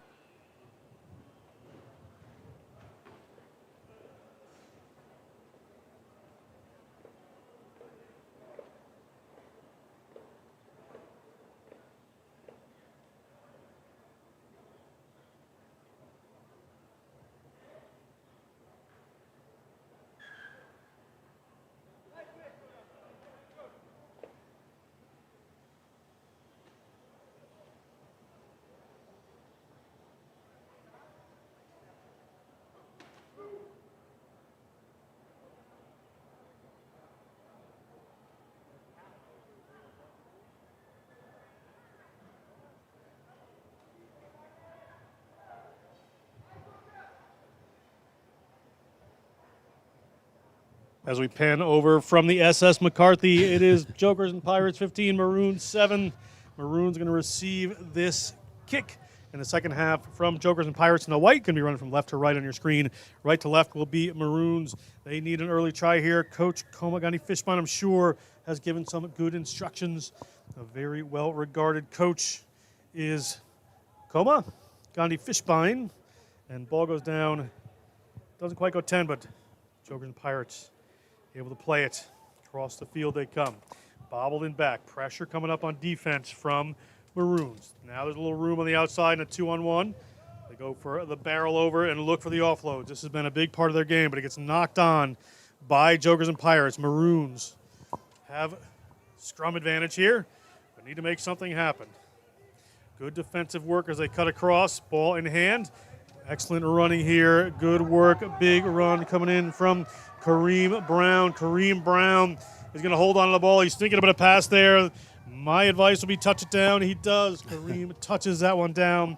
5 points to the good for Maroons. They needed that, Matt McCarthy. Sound advice, John Broker. Touch the ball down. That's, my advice generally when I have to give is don't make that dumb pass. There's the replay. And right here, this is where John Broker becomes prophetic. There's number 99 taking it to the house. Kareem Jamal Brown, ladies and gentlemen, for a spectacular try. Conversion to come here. This would put them within 1 point, so we'll see what happens. It's 15-12 currently. So we will see how this winds up. Kicking this one for Maroons is Jonathan Taylor. He was good from distance before, but doesn't hit that one. So they're down 3 points. An unconverted try puts them in the lead, Matt McCarthy. Yeah. A big, we were mentioning that maybe Maroons weren't playing as well as they thought they should be. On paper, they're a good side. That's a great try for them. They're only 3 points down. This is going to be a great finish to this match. Gabriel Wall in the game. San Diego Old Aztecs, All Navy Rugby 23 and 24. Kicks that one off. Well taken by Jokers and Pirates. They do such a great job of getting their hands free and offloading here. Thought a player might have been offsides there, but they close down the passing lanes, do Maroons. Tackle in the middle field. Can they pull that ball away? Kareem Brown was right there. Couldn't quite get a hold of it. Off to the right-hand side. Pressure coming in. Can they shut this one down? Moving them backwards, pushing Jokers and Pirates, but the space opens up. Referee could have made the tackle, but decided not to, and away go Jokers and Pirates. Jokers and Pirates, can he make the corner? He switches it back in, and it's going to be Nathan Tibi is going to touch that one down. Plays for Town of Mount Royal in Canada, same as Crash Test Tim's brother, that club. It's the smallest of worlds, isn't it? It is the smallest of worlds, especially up by Montreal. But that was just another great team try. All the fundamentals done well in tight. We'll probably look at the replay after the kick. TB to convert his own kick. TB pushes that one by, so they stay at 20. So is TB or not to be on the there kick? We go. Just writes itself. Okay, here's the replay, John. All the little things right to make that window open up, and he's looking all over. He's looking for his support. He knows where everybody is, and he gets TB following him, needs him at the last minute. Great team try for Jokers and Pirates. I guess it was TB. Ball up. Yeah, we're getting a little punchy up here. The ball is up. Maroons have it. Coming across. Maroons. Pushing it out of the wing, but not really getting a ton to go forward up there. So one little switch back as they get. The passes that they're making to each other are making everybody stop and jump to catch the pass. Yeah, and it comes back there. It's going to go in a touch. So Simeon Nathaniel something, Dowie something. Proctor. Simeon Nathaniel Petrock, Dowie Greenaway Robbins, the assistant referee, spots that one. So we're going to go back. It's going to be a line out for Maroons. Or there's a knock on earlier. It's going to be a scrum here for Jokers and Pirates. Yep. Again, they need to pass the ball crisply to each other and take it on a burst. Every single time it seems the Maroon player is catching a pass, he's wide. jumping up or it's going wide, not hitting him in stride. Perhaps they need to get steeper. I'm not sure. Here's the put in, John. We're in the second half. Next game is Caribbean Kings versus Atlantis. Jokers and Pirates. Fabio Pellegrino gets the ball to number 22, the unmarked man. It's Claude Rains. Yes. He's the invisible man. And it's a penalty to Maroons. Hold on just 1 second.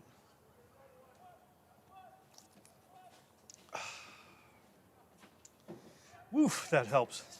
There we go. A ball back in Maroon's hands. Nice run around the outside. Did he get there? Simeon Sixth Name says no. We have a big break coming from Maroons. Very important. Runner on top of him. Not going to happen. It's going to be Jamie Phillip from Stag Trinidad RFC. Touches down under the post. Another one for that team. Another great try for Maroons. I beg your pardon. Jokers and Pirates. No, for Maroons. Nope. I beg your pardon again. Maroons. Maroon's wearing maroon. There's a maroon in this booth, I'll tell you that. Kick to come here from Maroons. Number 15, Jonathan Taylor, following it up, gets that kick. So good work there for Maroons. They are within a point. This would be a huge win for the Maroons. Great run. Look at number 10 just take off. Little dummy back inside. Pesky defense attempted by Jokers and Pirates to no avail. Right under the posts. Touches it down. Well done, Jamie Phillip. Ball down to Jokers and Pirates. Right-hand side. Pushes them off. Big power coming in there from Dougal James. Middle of the field they go. Tackle coming. Players coming across. They had a couple open runners on the outside, did Jokers and Pirates. Maroons really need to get around this right-hand side because this is where the pressure is. So they come back in. Dougal James on top of that one again, but he gets driven off. Little pick there from Mateo Allard. Driven forward. The Maroon team. About a minute to go in this matchup. You'll hear the Murph horn. I'm looking forward to the Murph horn. I'm going to take it home with me. You can buy them in America, you know. Penalty against Maroon. So Jokers and Pirates, not much time. 1 point in it can make a big difference here. Both next teams, Caribbean Kings, Atlantis, ready to go. That one will start pretty quickly. Matt McCarthy will go to play-by-play for the next two. John, this has been a tale of two halves, certainly for the Maroons. Certainly is. Here comes Maroons. That ball slips. They try to keep it in. It's knocked on. A referee, Diogo. Is he going to consult his watch? No. We have another opportunity here. Maroons, an opportunity to win this. This would be such a great comeback and such a great win for the Maroons and Coach Comagandi Fishbein if they can pull it off.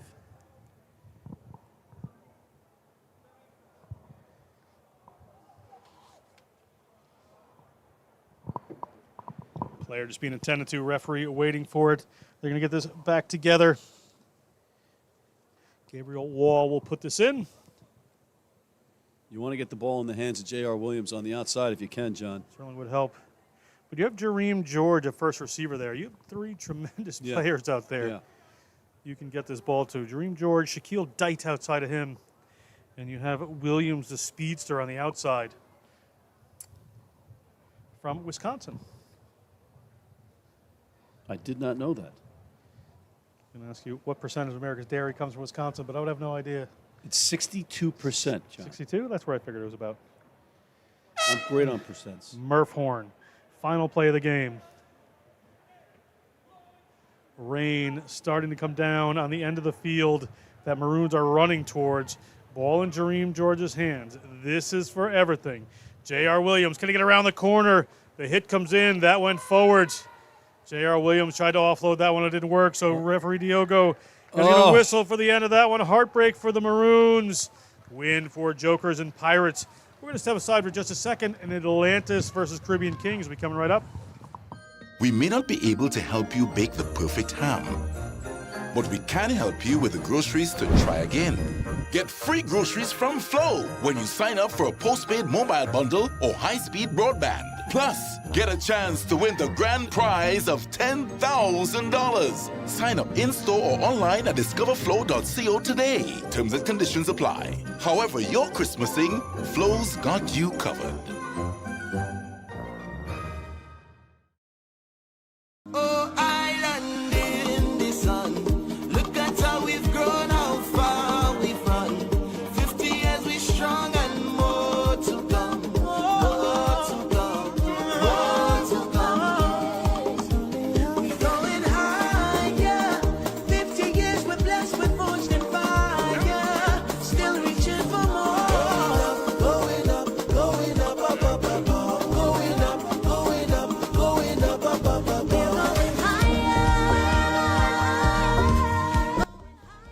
Enterprise Car Rental, the official car rental agency of the Grenada Rugby World Sevens.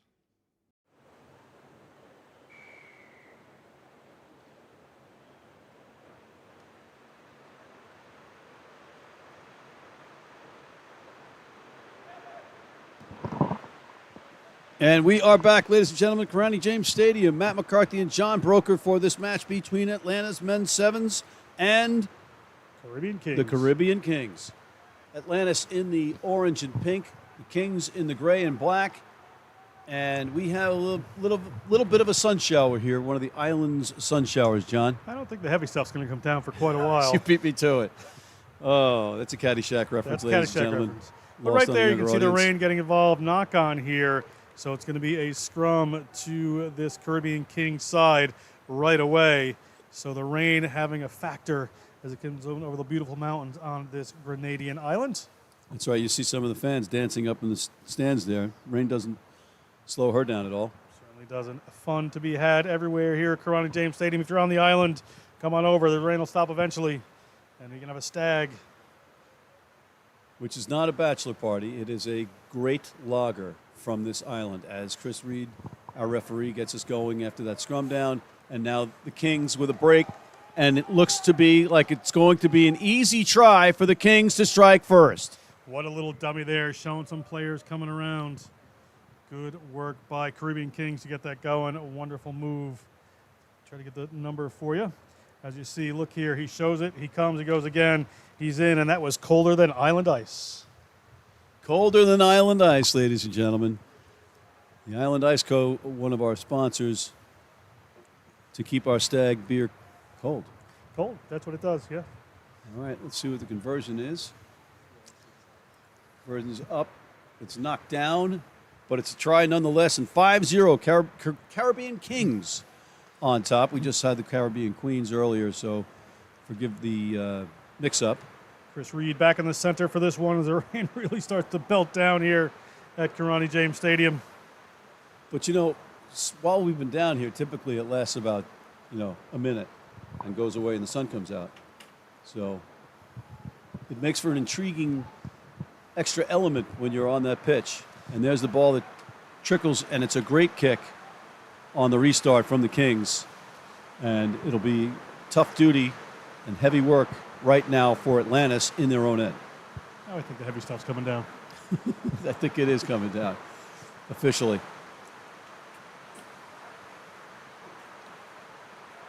Now the focus has to be just catch that ball. Don't make any mistakes if you're Atlantis. And a great play there to get some space. And now put the Kings under the gun. Sliding to the ball wisely to pick it up was the Kings. And now they're on defense because the ball has been turned over by Atlantis. Now the Kings get it back on a knock-on. They're playing the knock advantage. And the sun is coming out while it's raining hard. It is absolutely crazy here at the Grenada Sevens. And going down the other side of the pitch by himself, getting back up, and now getting some run support, but it's too late, says Chris Reed, and he's going to mark off 10 because the Kings player argued with him. Staglon shouldn't have argued that one. Atlantis goes, the player's not 10. This could be a card. Yeah. Chris Reed right in the pocket. And he's given the duck sign. Quack, quack, quack. He's got a yellow for talking. There's the mark set emphatically by Chris Reed. Here comes Atlantis, trailing 5-0. Another high tackle penalty here. Kings have to be careful here. They don't want to lose another player to the bin. Atlantis, you could have thought about really a scrum there, but it's going to work out for him nonetheless. They're going to score the try. Wow, just right up the Good gut, work. John. You know, you get so worried when you're down a player defending the sides and the fringes, and right up the middle, you take your foot off, you take your eye off the ball a little bit, and there's a try, just like that. Conversion is good. 7 points. Well, we know the Lead ball's going to change. be clean when it comes back in. Yeah, it should be.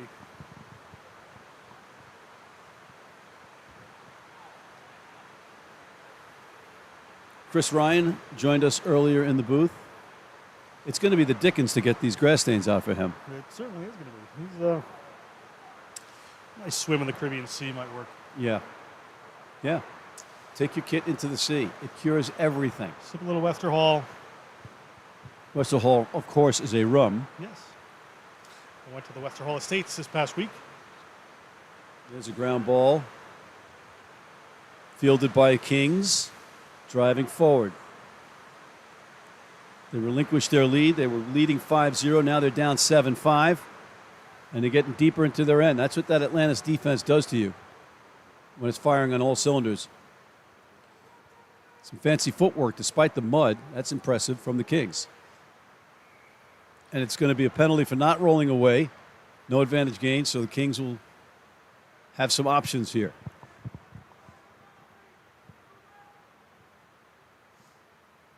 And they're going to play it. Thought they might kick it, John. Might have been a little wiser. They're stuck down here, and Atlanta's trying to dig in over it. Referee Reed telling people to get away. So they maintain possession. They're still in their own end, looking for that break. That might have been a high tackle attempt from Atlantis, but no. And now it's Atlantis ball, and they're going forward. They're looking for another try. How quickly the tide turns. And not because of the rain. And into the try zone with a splash. The Atlanta Sevens. Got to be careful with that slide. He almost went right back on the track and field surface back there. Tough work for him, but the rain is slowing down now. It's still going to be wet on the field, Mr. McCarthy, but I'm sure they'll be good. Well, it went swimmingly for Atlantis, and they are from the Lost City, so they're used to the water. I've seen Aquaman. All right, so that was a spectacular try. That's only the second time I've used spectacular today, for the record. You did use wonderful, referring to me. Yeah. There's the conversion, just wide of the posts. Assistant referee Alex Hedquist. Take a look here. Just messy play in the rain and everything that's going on, but the ball bounces out. They get it out here for Atlantis. One little pass outside. The big slide. He thought he was going to have some fun. All of a sudden, he saw a rubber surface coming. Yeah. Wanted to slow himself down a little bit, but try nonetheless for Atlantis. 12-5. There's a soccer match tonight on this pitch. I heard that. You think they'll cancel? No. I love that.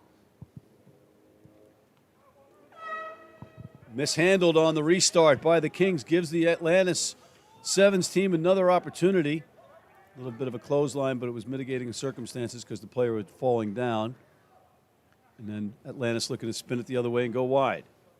Trying to draw in the tacklers. There's a fend. Well done with the ball.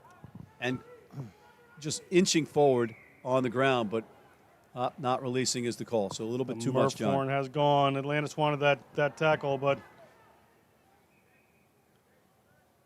knock on, and that'll end the first half. We'll be right back after this.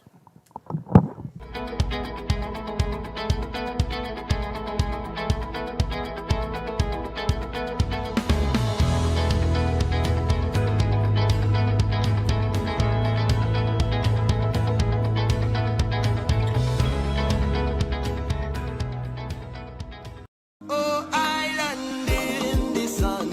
Look at how we've grown, how far we've run.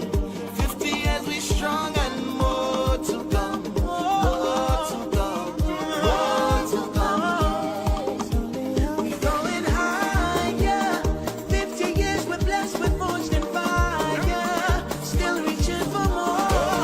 Going up, going up, up, up, up, up. Going up, going up, going up, up, up, up.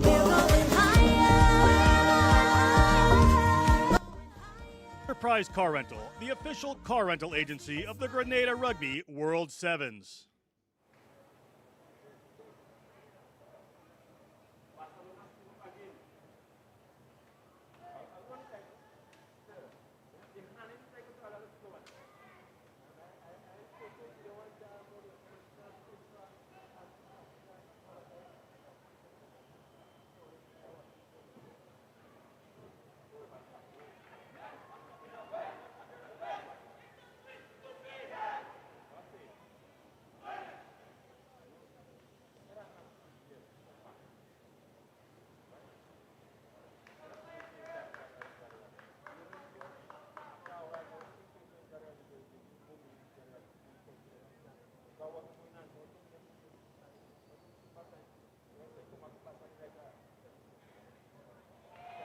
Hey, welcome back to Karani James Stadium here in Grenada. And we have the second half of our match between the Caribbean Kings and the Atlantis Men's Sevens. But we have now sun and blue skies just over a hill, just spectacular looking setting. That's the third time I said spectacular, Crash Test Tim. But what are you going to do? In the meantime, Atlantis in the orange and pink. They are leading 12-5. They're looking to add to that lead right out of the gate, right out of the shed, marching into Kings territory, but they turn it over. And here come the Kings, trying to get some kind of counterattack going, a little kick into the wet spot of the pitch. It's a 1-on-2 and another kick, a great exhibition of soccer skills and rugby skills. And does he get it down? He does. What a try! Another highlight reel try, John Broker. You just witnessed one of the best tries you'll see.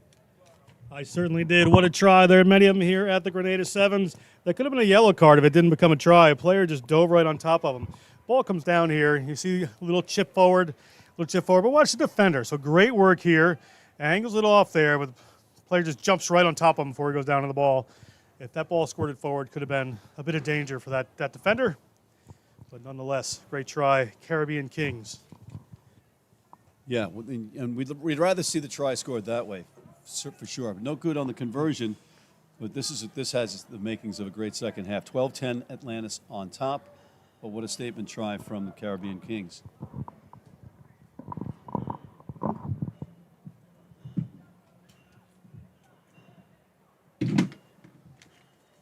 Here's the restart. Will be a drop kick right in the middle of that mud. No problem for the Kings kicker. As it bounces into touch, and it's going to put Atlantis under pressure yet again. In their own end, they have the line out. Fortunately for them, the sod is really pretty good over in that side of the pitch. Or so it looks from here. Ball's in.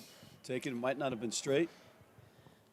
Oh, I guess it was. It might have come into the line out early, but it's a free kick nonetheless to Atlantis, who are working out of their own end.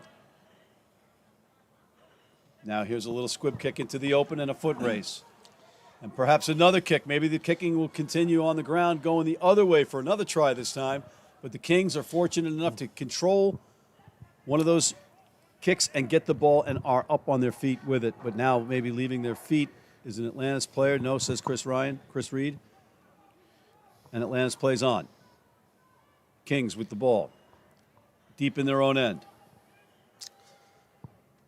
Atlantis up on D pretty quickly, but turning the corner. No, a great tackle. Couldn't quite get it there. Stays in, but now it's into touch. Turned over to Atlantis.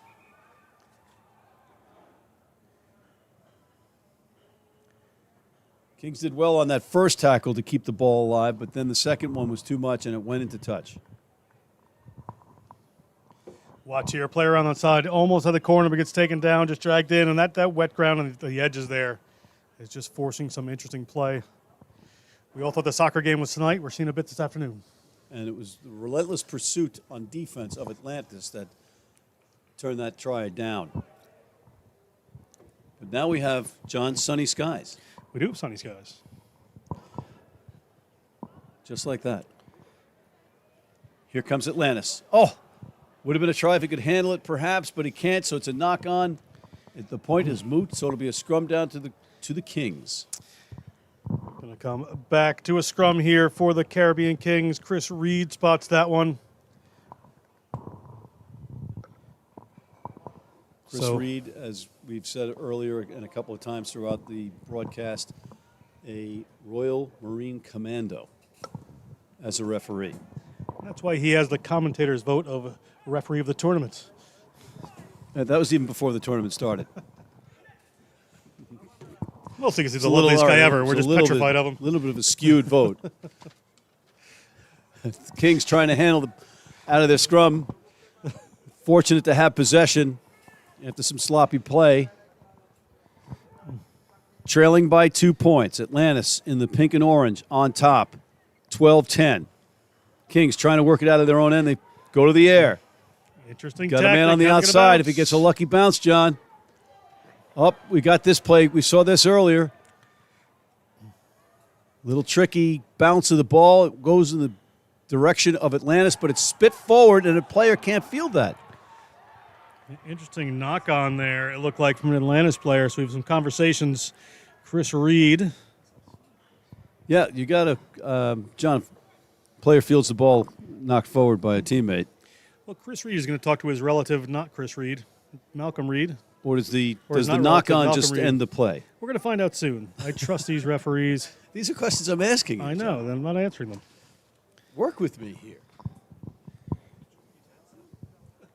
Oh, we got Charles. Charles is here. Fortunately, Charles, you are in charge as we discuss with the referees. Can you explain the call? Or do you want to wait until the referee makes the call? But yeah, but useful I could actually see the call first. He's eventually awarded the scrum, so I believe I was right. And then just justify it. Well, I don't, you're right. It doesn't usually hold me back, but it's probably best to actually see it before I make a judgment on it. So we got a scrum down out of that to the Kings, Charles, and I guess that's the right call. Yeah, it would be. Yeah, I back my referees. The group of referees that we have here are amazing. So I back them. Of course, it was the right call. I concur. We are Yes. unanimous in the booth that was the right call. But the call now will be a scrum down To Atlantis. To It's going to be a Atlantis. knock on Atlantis ball, their own 5-meter line. A long way to go, but they have a 2-point lead. So the Kings cough up an opportunity there. And it was all because of some great defense coming back from Atlantis again. Oh. Lucky to maintain possession on that ball because it was high and it was not.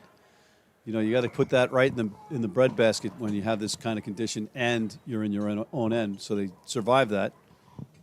And that'll be a conversation again. Here you go, guys. A little token from Viral Media and Umbrellas. Like a man's bear. Thank you, Kevin, from Viral Kevin Media. Seal, our producer of Viral Media, Umbrellas Beach Bar. We know we're getting late in the tournament here. We're getting punchy, saying weird things, and getting a cold stag delivered. As the penalty to Atlantis results in the kick into touch. That was what I should have saved. That was cooler than Island Ice. Island call. Ice. The iciest ice.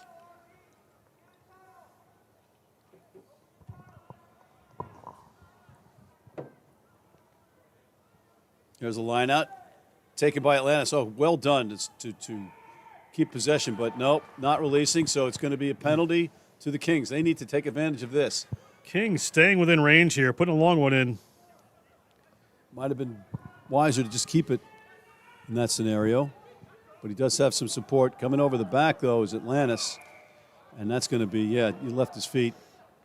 Daquan Perry, the legend of Rugby New York and MLR. He's been around, and he's just a great guy. Great to see him. Last chance dance here for the Caribbean Kings.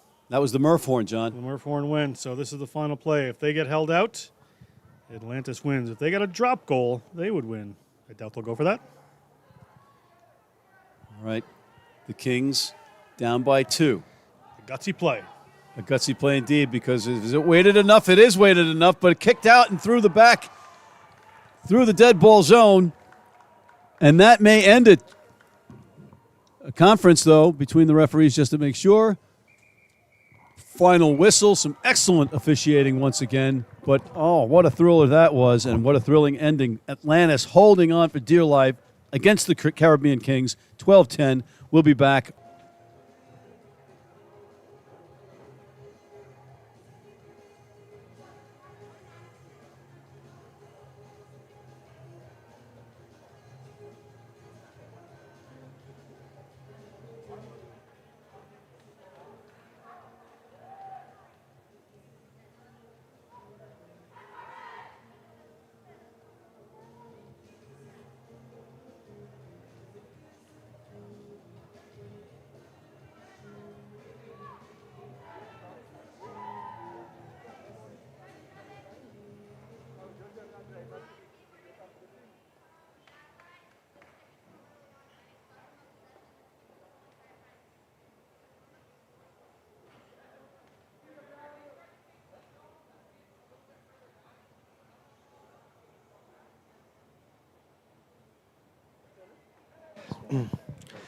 Welcome back to Karani James Athletic Stadium here in St. George's Parish, just outside of the city of St. George's on Grenada. Grenada Island. We've been talking to some great people this afternoon. The Grenada Tourism Authority. Go to Grenada Tourism Authority or Pure Grenada to find out more about how you can get down here and have a bit of a Wester Hall and a stag on Grandon's Beach and experience a beautiful life on the island. Right now, if they win or draw this game, and they're currently winning, Fine Rugby Now will be your women's champion for the 2024 Grenada Sevens. Legion launches this one downfield. Rolls towards touch and kept alive by Williams. She has been incredible so far, but it knocks back up into one of the Legion's players' hands. That's Jess McCauley from Havant and Army. Oh, that's... They're going to be able to recycle this ball, our Legion. Legion, bring this one out of the middle. They should have some room on the outside if they get rid of this pass. There you go. Got to straighten this up and get it to the outside. They're going to come back in the other direction. Find Rugby Now. Leah Kantiba was circling there, but didn't get in. They come back the other way. The space opens up. Is this going to be a try for Legion? Legion headed towards the line, and the Legion Sevens are going to touch down 5 points. Exciting try for Legion Sevens after their male counterparts were just in our booth. We'll have another look at it. There's the tackle. There's the breakdown. Pretty much uncontested. Give us a look. One quick look, and that's all it took to open that window. And in for the try under the Grenadian sun. Under the Grenadian sun, a little bit of the Grenadian mud happening right now. Kick to come here. This will put it 15-7. Plenty of time in this half. Referee Bia Casares taking control of this one. Ball goes wide, however, so 15-5. 10 points in it. Legion Sevens have a bit of work to do. And I'm sure Tamara Taylor is going to want Find Rugby Now to answer and finish this tournament strongly. They just have to draw, as I said, to win the championship. A little bit more on the line. Second and third place between the next game, Atlantis and Caribbean Queens.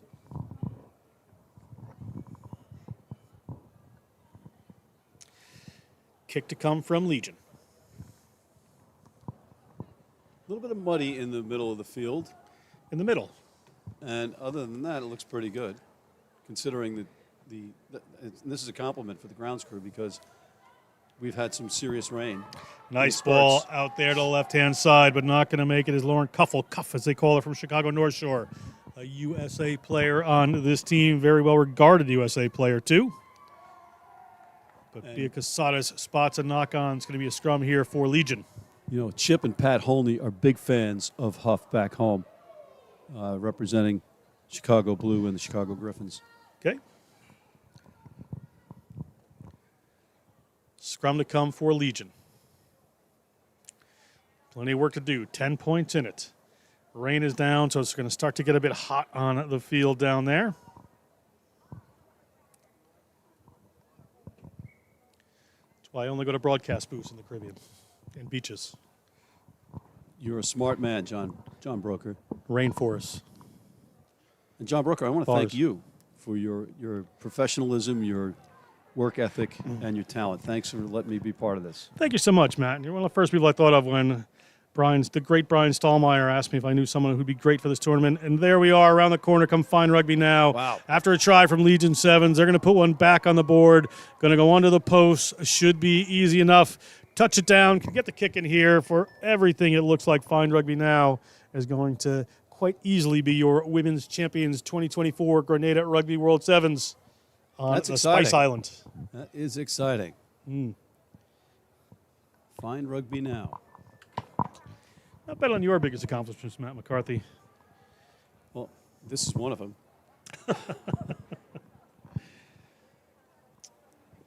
Kick coming here from the women's champions. More time to go. We'll be waiting for the word form. Is that Simeon Six Trees with the flag, John?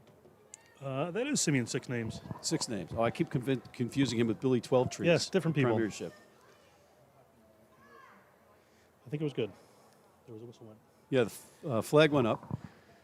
Conversion was good. When you hear a whistle, that means the conversion is good. A player from Fine Rugby Now getting it 10-2 here. And with a 20-5 lead, they might want to think about just replacing this player. Well, they're taping. You don't need to go home with an injury from, late in the game.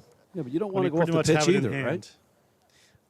right? John Broker doesn't come off the pitch for that. Well, I saw some serious footage last I night. know. I showed you there's live action footage of me playing rugby. We should have that introduced with viral media.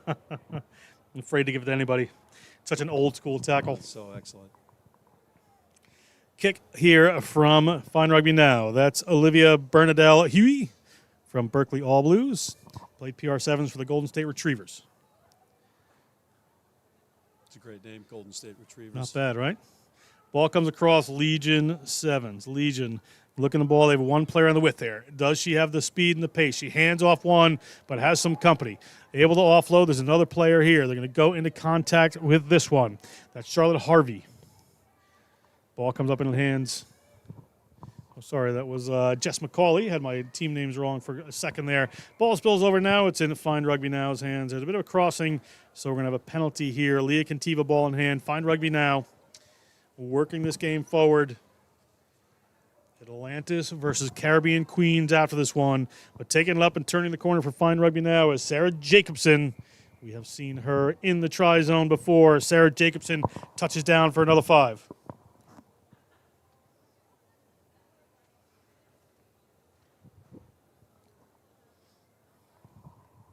And they can actually start feeling that championship feeling.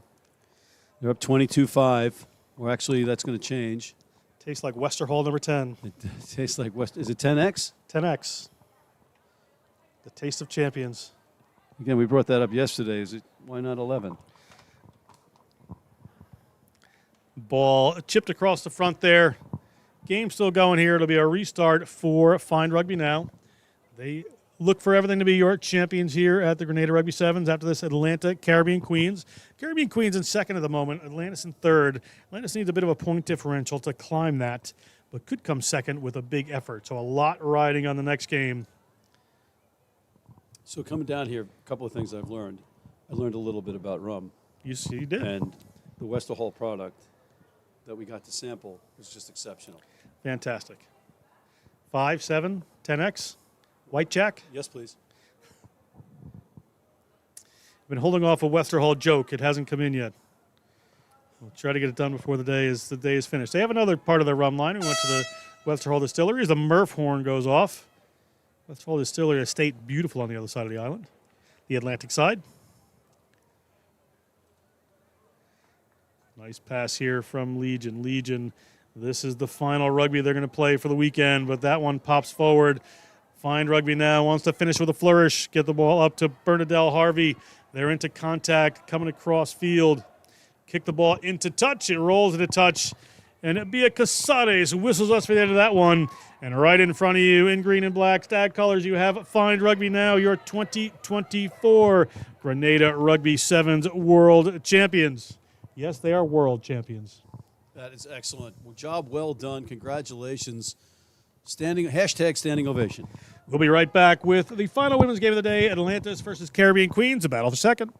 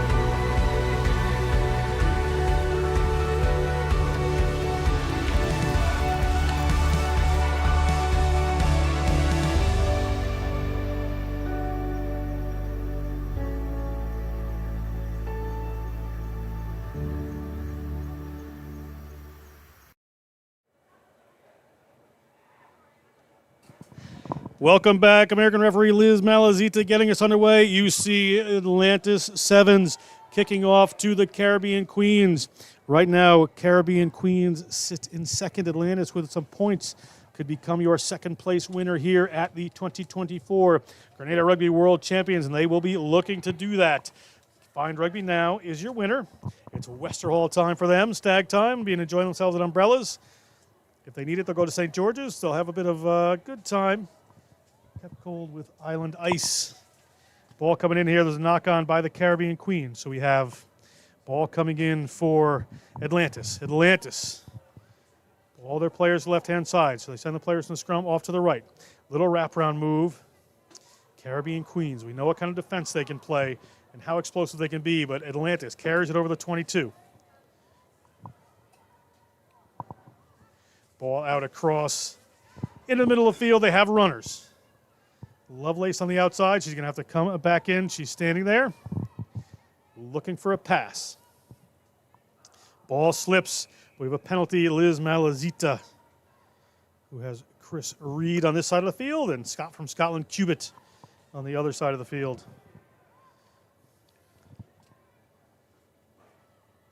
Atlantis looking to get through early the Caribbean Queens defense. Need the points.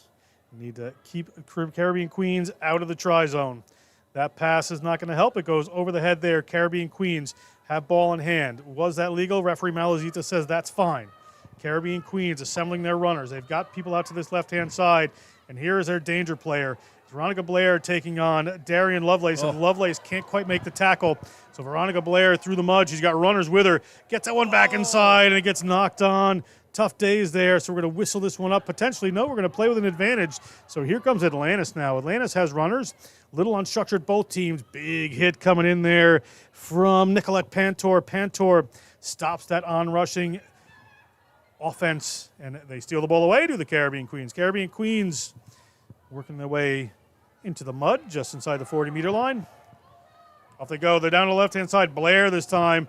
Blair is going to take this for everything she can. She is streaming down the side here. What a run to open things up for the Caribbean Queens. Looking for a second-place finish. Wayne Pantor's team here. Veronica Blair touches that one down. What a passage of play. I've talked for too long. No, a try scored here by Caribbean Queens. I'm just amazed because you are so professional and so good that you didn't miss a beat. This is after 2 days. And that was exciting a call as any. And the conversion is good. And the conversion is good. We're at 7-0. Chris Reed, the assistant referee on this side, was behind the post for that one. But Veronica Blair, what a player. Just these players make it easy to call these games. Because, it's you just, bam, one instance, the game can change, the whole complexion of it.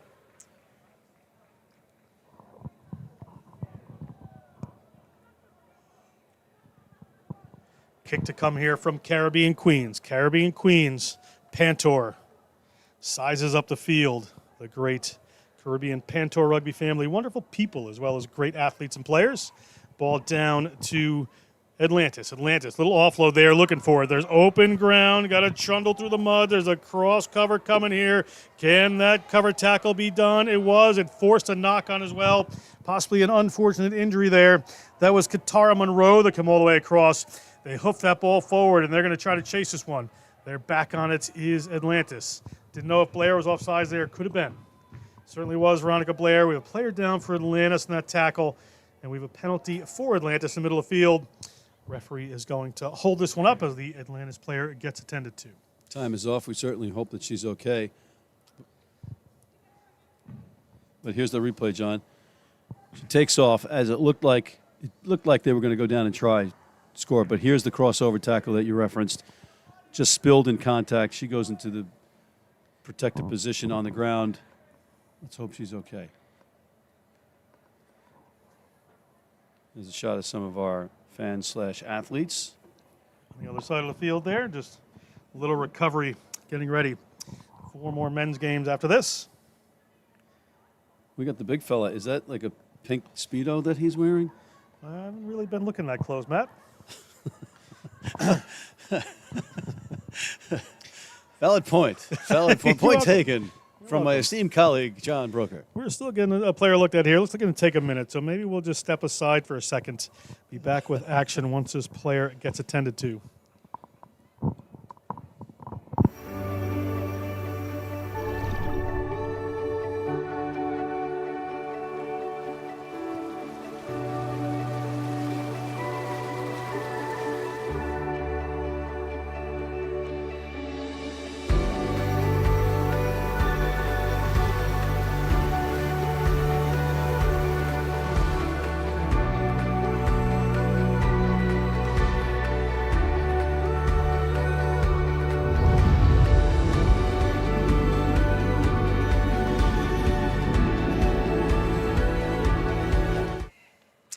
Just saw a beautiful shot of this sculpture park here in Grenada, the underwater sculpture park for all you divers, for your pure Grenadas. Samantha Robinson talked about it before.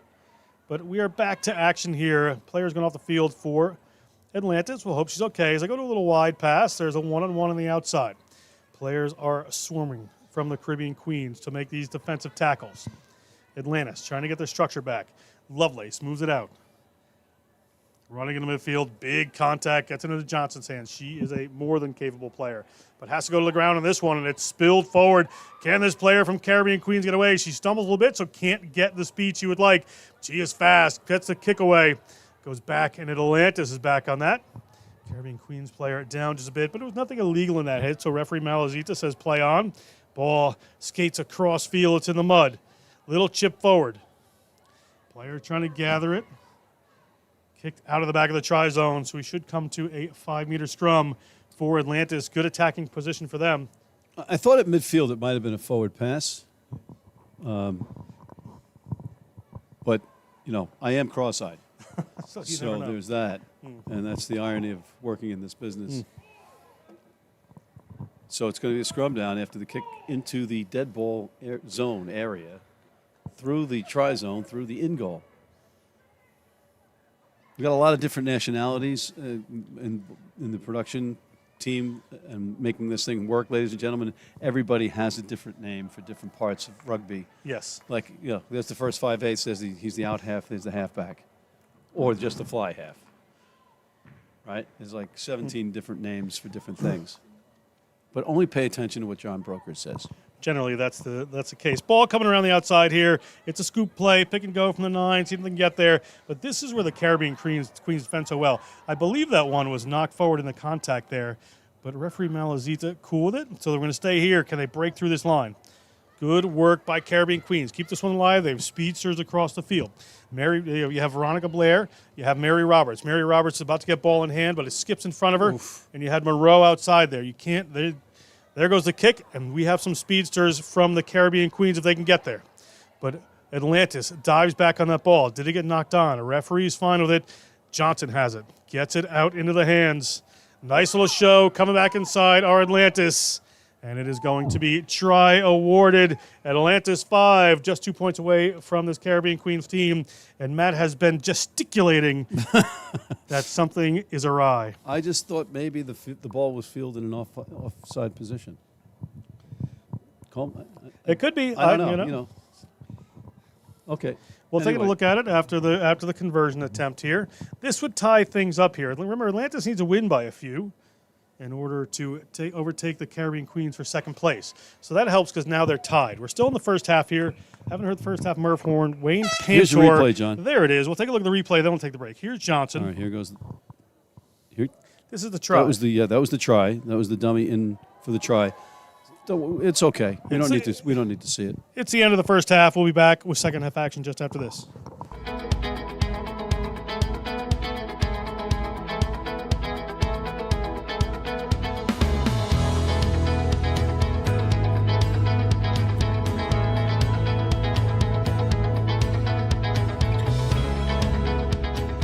Missing. Flow has.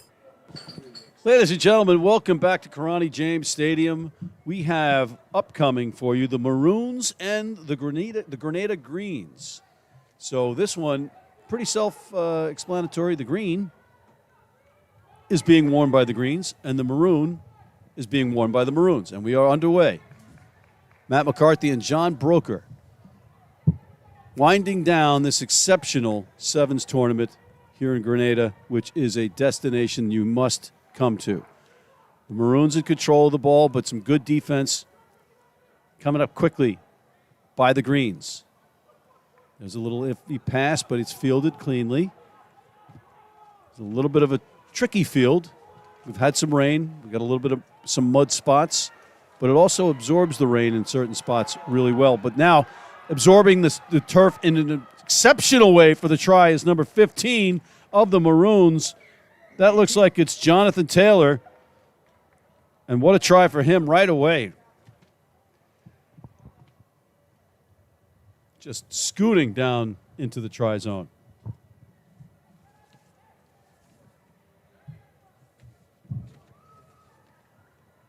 Waiting the conversion. He's going to try to convert his own try. He's got to be gassed. He'll be okay. He'll be okay. Yeah, these players, all of them, are really fit. And it clanks off the posts. Just missed an exceptional conversion, but nonetheless, the Grenada Greens on top of the Maroons, 5-zip. Good work by the Carib RFC Trinidadian player, JT. Grenada Greens finished off their last game with a wonderful try. I want to see it again. It's our official Alex Hedquist. It is. With the beard. And a little dribbler taken by the Greens. Trying to test the outside waters. What work trying there. to get by, but number 10, Jamie Phillip, with some good defense. Denny Fletcher, not afraid to take that corner ever. They love it, these Grenada Greens. And look at this. Oh, that's Jaco Hammond. 49 years old, be 50 in a couple of weeks. Are you kidding me? Nope. He built the goalposts. Thank you. The number 6, ladies and gentlemen, from the Grenada Greens is going to be, he's 49, he's going to be 50 soon. He built the goalposts, and he's out there in this sevens match. Get off your couch and get out and do something. South African born. After the tournament ends, of course. South African born. So he's like the Terminator meets Wrecking Ball. Going forward, the Greens now looking to knot it up. Oh, nice pass, but it's just off the fingertips, and it'll trickle into the try zone. But if that's a knock-on against, anyway, it's going to be a scrum down. I don't want to go into the full explanation. We don't have time. Scrum down to the Maroons. Maroons will get the scrum here. Be good work for them. You can see the Grenada Greens just getting better and better in every game. A bit more structure, a bit of open play. Good work from them. Humor me, though, John. I will. The knock-on was by a Greens player, and then a Greens player touched the ball down in the try zone. Nothing. I'm getting blank stares, so I'm... But isn't it a penalty for playing the ball off? Good point. Good point. I'm just learning the game. I just trying to figure out this game. I thought it was the game with the sticks. But there's a knock-on in contact, so that'll be a scrum down to the Greens. Greens, another opportunity here. Should work well for them. We'll see how they do.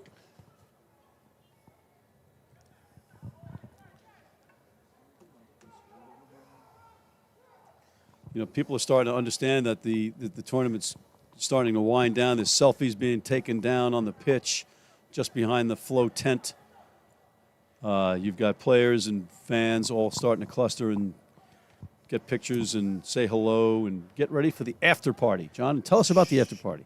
Umbrellas Beach Bar. My friends Ian and his son Scott. Great job over there at Grenada at Umbrellas. You can get a Westerhall rum. You can get a Stag. There's going to be a great DJ, classic Caribbean DJ. You'll understand when you get there. Only plays a half of every song. Oh. And we're going to go back to the penalty here. Umbrellas famous for their rum punch. Very, very important on that. It's a great cocktail there, and they great nutmeg into it. Looking forward to that because they produce 40% of the world's nutmeg here in Grenada. And here it goes into the try zone. Oh, just good defense closing that window. I thought he had it. Here's Jaco Hammond. He gets it on the outside. He knows who to get the ball in the hands of. And now isolated is the Maroons defender, and in reaching for the try, just shy so far, but is the arm up. It's going to be a yellow card. This could be a penalty try, or a penalty at least, and the Maroons are going to lose a player. And that's indeed the fact. So now the Greens have an optimal opportunity. Here's Chad De Silva, number 4. He spills it, and it's going to be a knock-on and a turnover to Maroons, who are down a player, John. Scrum for Maroons, down a player. They'll be okay. They got to get another one in here, Maroons. Kamagandi Fishbine will want them to work their way downfield. A lot of pressure on them right now, though. They have to execute, be patient with the ball, maybe put a boot to it because there's nobody back for the Greens. They've been in this end of the field for a while, so they've had a lot of territorial pressure on them. I'm sure they'll work their way back down. And there's a penalty to the Greens. They needed that. Grenada Greens, the hometown favorite. Their ending of that last match that they played was one of the more exciting sequences of rugby that we've had. Here come the Maroons attacking. The Greens trying to get them under control. Great tackling from the Greens.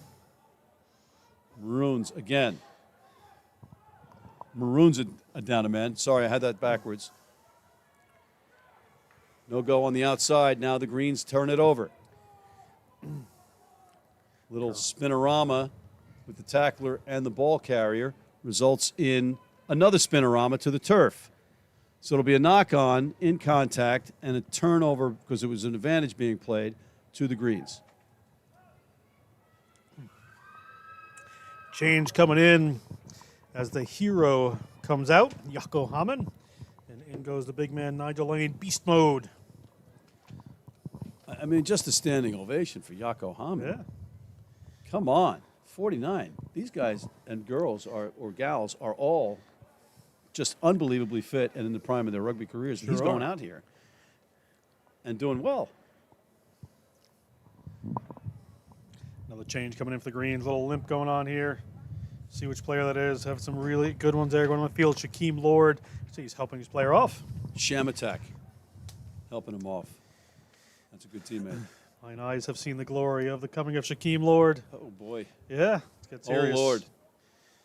And there's a kick over the top, and he's going to kick it again. Shamar DeRoche.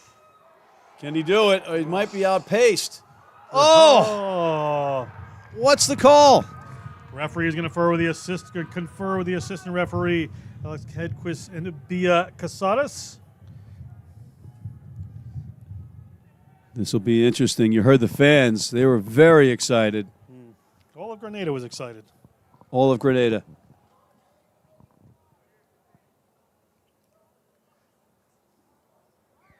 Trial awarded Grenada Greens.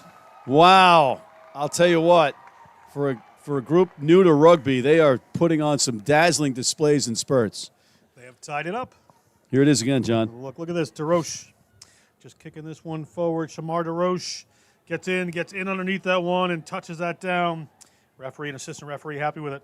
Our man Isaac is smiling someplace. He certainly is. Waiting for you back in your room. There is a conversion that is no good. That's the half. We'll be right back after this.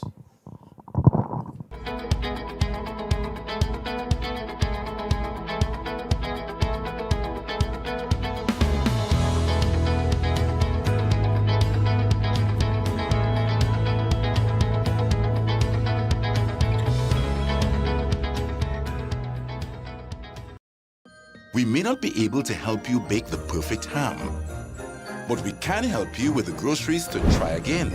Get free groceries from Flow when you sign up for a postpaid mobile bundle or high-speed broadband. Plus, get a chance to win the grand prize of $10,000. Sign up in-store or online at discoverflow.co today. Terms and conditions apply. However you're Christmasing, Flow's got you covered.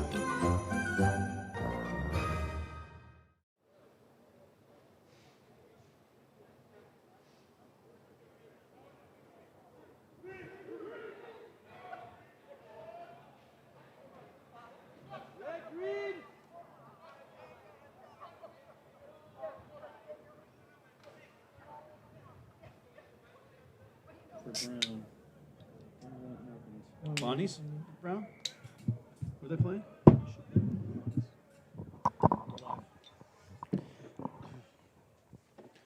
And we're back, ladies and gentlemen. Second half between the Maroons and the Greens. And the Greens and the Maroons are knotted at 5. Big second half coming up for the hometown heroes. Maroons will want to finish strong here. They'll be kicking this one off here at Karani James Stadium. And John, this is just looking to be an exciting, exciting second half. The Greens have their fans who are excited about what they're doing. They're only a couple of years into rugby, and here they are playing some really good rugby in spurts. Knock on there from the Greens. A little hard luck for Beast Mode. They're going to come back to a scrum for the Maroons. Just about under 40 meters out. I'm sure Komagandhi is going to have sent in some good messages for this boy. Very intelligent coach for these boys, I should say. John, what are the maths or implications of this match? There aren't really. Okay. All right. They're playing for pride. Yes. Pride can go a long way. And we're here with the pride of Grenada. The Grenada Greens. Well, then they'd be a pride of Lions as opposed to a... Got you. Yeah. Shambles? Shambles. Oh, right into the open. That is Mr. Williams saying hello to the try-zone once again. A great try for Maroons. That's what J.R. Williams can do if he just gets a little bit of space there. They call him Juice. Wisconsin Rugby Club says he's cooler than the other side of the pillow, but Matt's already taken that designation, so can't have it.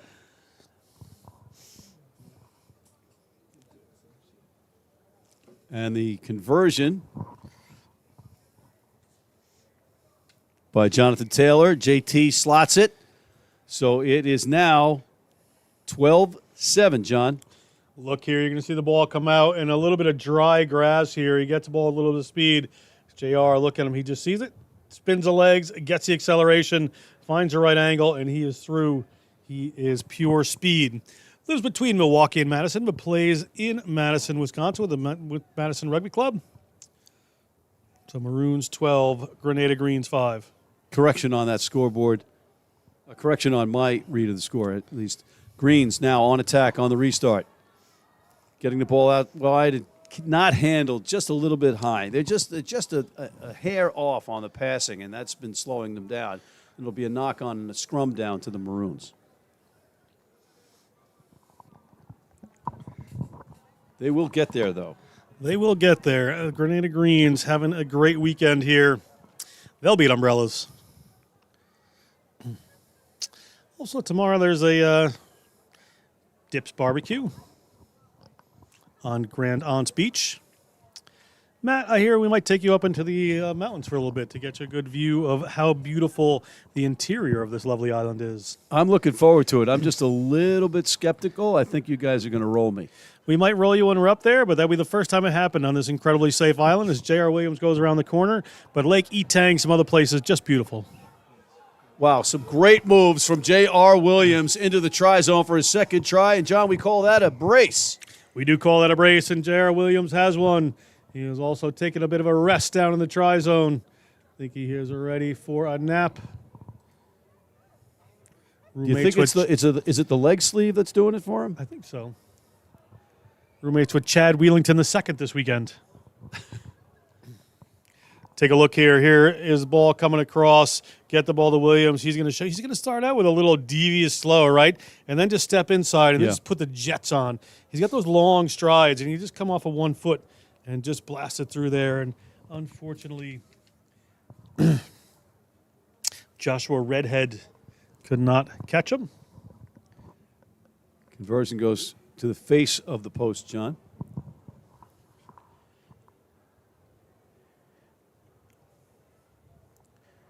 You know, those long strides are deceptive as a defender because he doesn't look like he's cooking until you get next to him and you realize, wow, he's flying. That's what they always told me. Yeah, well, you ate it up. Oh, never mind. It was short, choppy steps. Same thing. Same thing. Same church, different pew. All right, Maroons to get us restarted.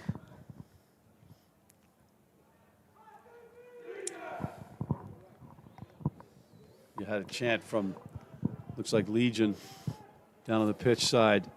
They're getting ready. But here come the Greens. Greens trail 17-5 to the Maroons. Looking on the outside once again. Take Tough the passing. step. Sorry, John? I was hoping the player's going to take the step on the outside of the wing. The young fella has some speed. They're going to come back across through Sklar. But again, you know, it's just that passing when you have to stop and pick it up off the ground rather than catch it in stride. That changes the whole dynamic. There's a little give and go. Did you see that? Oh, yeah. He's across. Can he get through? He's got speed. He's got power. He's away. Oh, great tackle. I say they went back off a Maroons player. It did. So play on. And play on they do, and then just a no-look flip pass. Beast mode! Just inches away. Oh, you can taste it. Going to get a penalty here.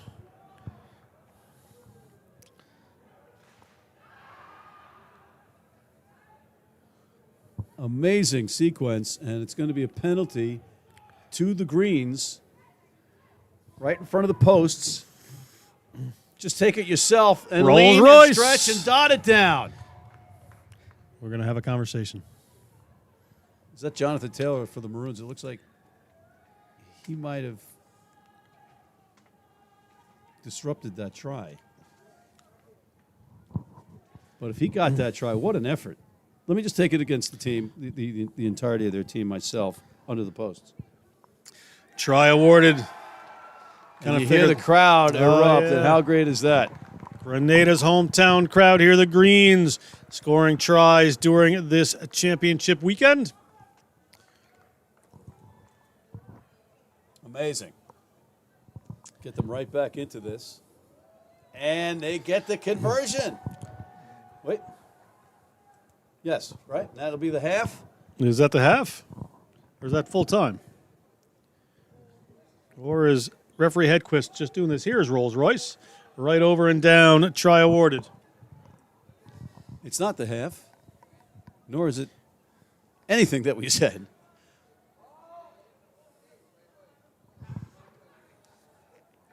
All right, here come the Greens. They're going to restart. They're right back in this. They are right back in this. 17-10. Was the converted try? Was the conversion good?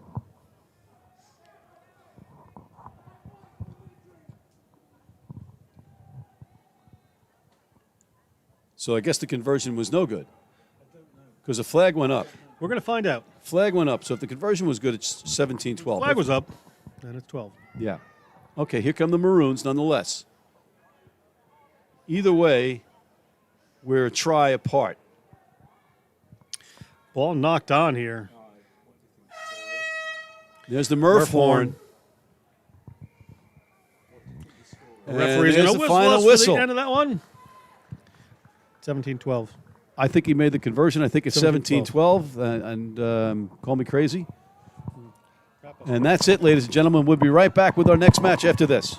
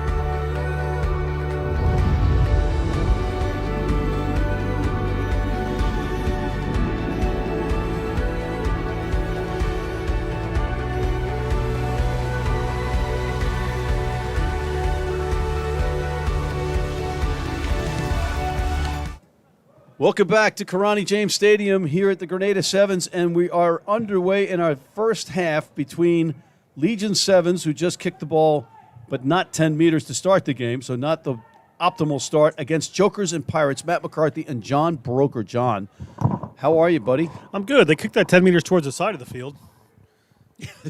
It went 10 meters, just east-west rather than north-south. So Jokers and Pirates in the white. They're tied at 6 for the top of the plate division right now. There's a little bit of point differential. Fortunately, we have the Oracle with us, the Oxford Oracle. So we'll find out where we are. But this really is for the plate. All right, they're playing for something here. Not that everybody else isn't playing for something here, but they got a trophy or a plate if they win it. So now, right in for that first try are the Jokers and Lions. Jokers and what? I beg your pardon. They're not the Lions. They're the Jokers and Pirates. Jokers and Pirates go in for that one. They were within like 15 meters of one another down the end of the field, right? They didn't go out of the train tracks down there. So they stayed in, played a little tight ball, got it done.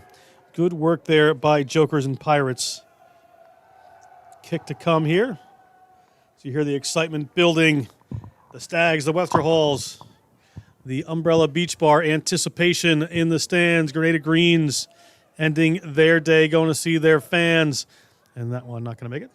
That went under the crossbars, so that's no good.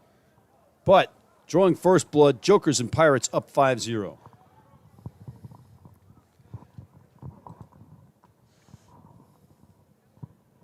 Gutsy choice wearing white tops, especially when you had the mud.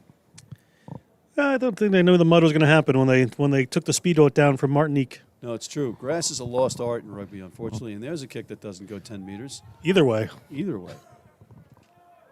You know, we're used to field turf fields across the board now. And frankly, I love this. There's Chris Anderson, always mistaken for Harry Kane, crashing forward and taking it to the ground. There was our man Eddie. There's our man Eddie, a.k.a. Foggy. A.k.a. number 2. Not like Austin Powers number not 2 with quite. the eye patch. Yeah. But the Legion now dig it out. And they're going to try to show their offensive skills. A little spinorama. Oh. Look at this. On the chase, the Jokers and Pirates. One-on-one, a good tackle coming back on defense. Is enough? Oh, just a little bit too short on the pass. Ball spills forward. Hard luck back in Jokers and Pirates' hands. Knock-on advantage being played by the Jokers and Pirates, John. Little hop, skip, a little shimmy. But the defense isn't fooled, and it's solid. And there's a counter ruck that may win the ball back. Nope. Holding on to it, Jokers and Pirates.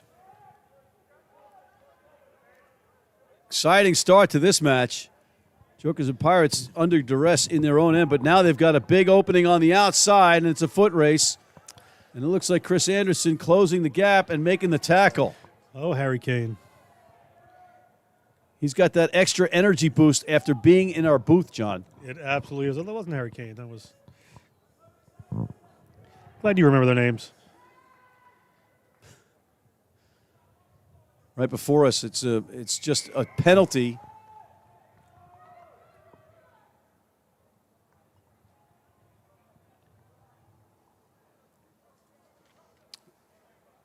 To the Legion. Little pause there, figuring out what they're going to do. There is a sweeper back for Jokers and Pirates. So maybe you resist the kick for now. But now there's an opening. Oh, good restrictive tackle. Didn't let him get by on the outside, because if he did, he had somebody on his shoulder. But that's going to be a knock-on in contact and a turnover to the Jokers and Pirates. Contact. It's tough out there for these two teams. It's hot. There's humidity coming off of that mud. Played a couple of long days. So game breakers needed. A little cool heads prevailing would help. So here's the scrum down. Jokers and Pirates with the put in. It spills out the back, though. Our man Eddie. And Eddie gets it. Now it's the Legion on attack. With a switcheroo inside. Not fooling the Jokers and Pirates. These Jokers will not be fooled. Good forward progress by the Legion.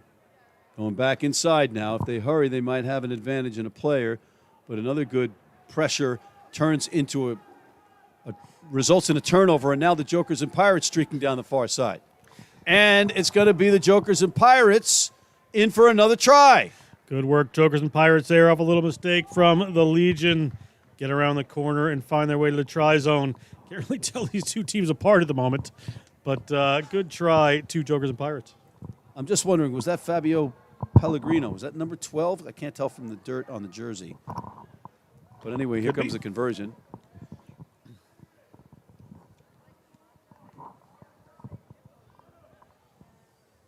And this is Vincent L'Empereur with the conversion. L'Empereur. L'Empereur. Does your dog bite? Side note, John Broker showing me Brown wins. Congratulations, Brown University, on your win over St. Bonaventure University. Semifinals, collegiate rugby in America. And what a conversion, John. That was good. So it's 12-10. 12-0, Jokers and Pirates over Legion Sevens. 12-0, Jokers and Pirates. We might have some Lions over Legion Sevens. Well, to good be fair, work right there in the Pirates of first half. Caribbean 7, the Jokers turned into Pirates. And then the Lions turned into Pirates. Gotcha. All right, maybe not. But here comes Legion. They're down 12. They need a try. Clapping for the ball and passing it out. Oh, a little bit too hot on that pass under the conditions. It's a knock-on and a turnover. Advantage being played that turns into a penalty from the knock-on advantage. Quick tap taken. Nice dummy line. Good stick there.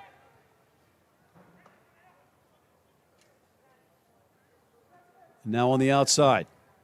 Coming back in to the support. But the ball drops, and now it's a turnover.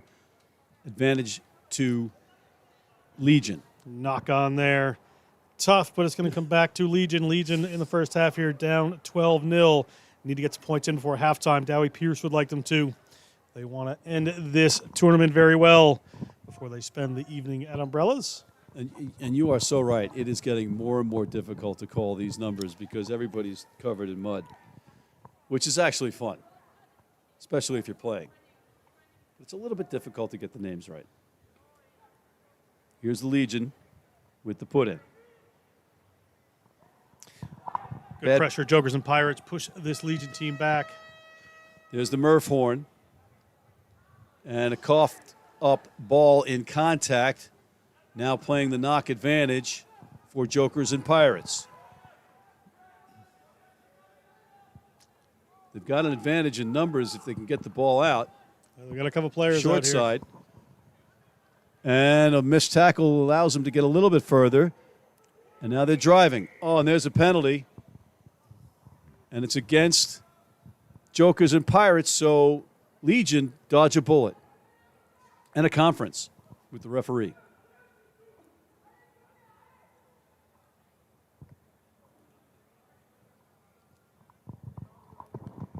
There's our man Foggy.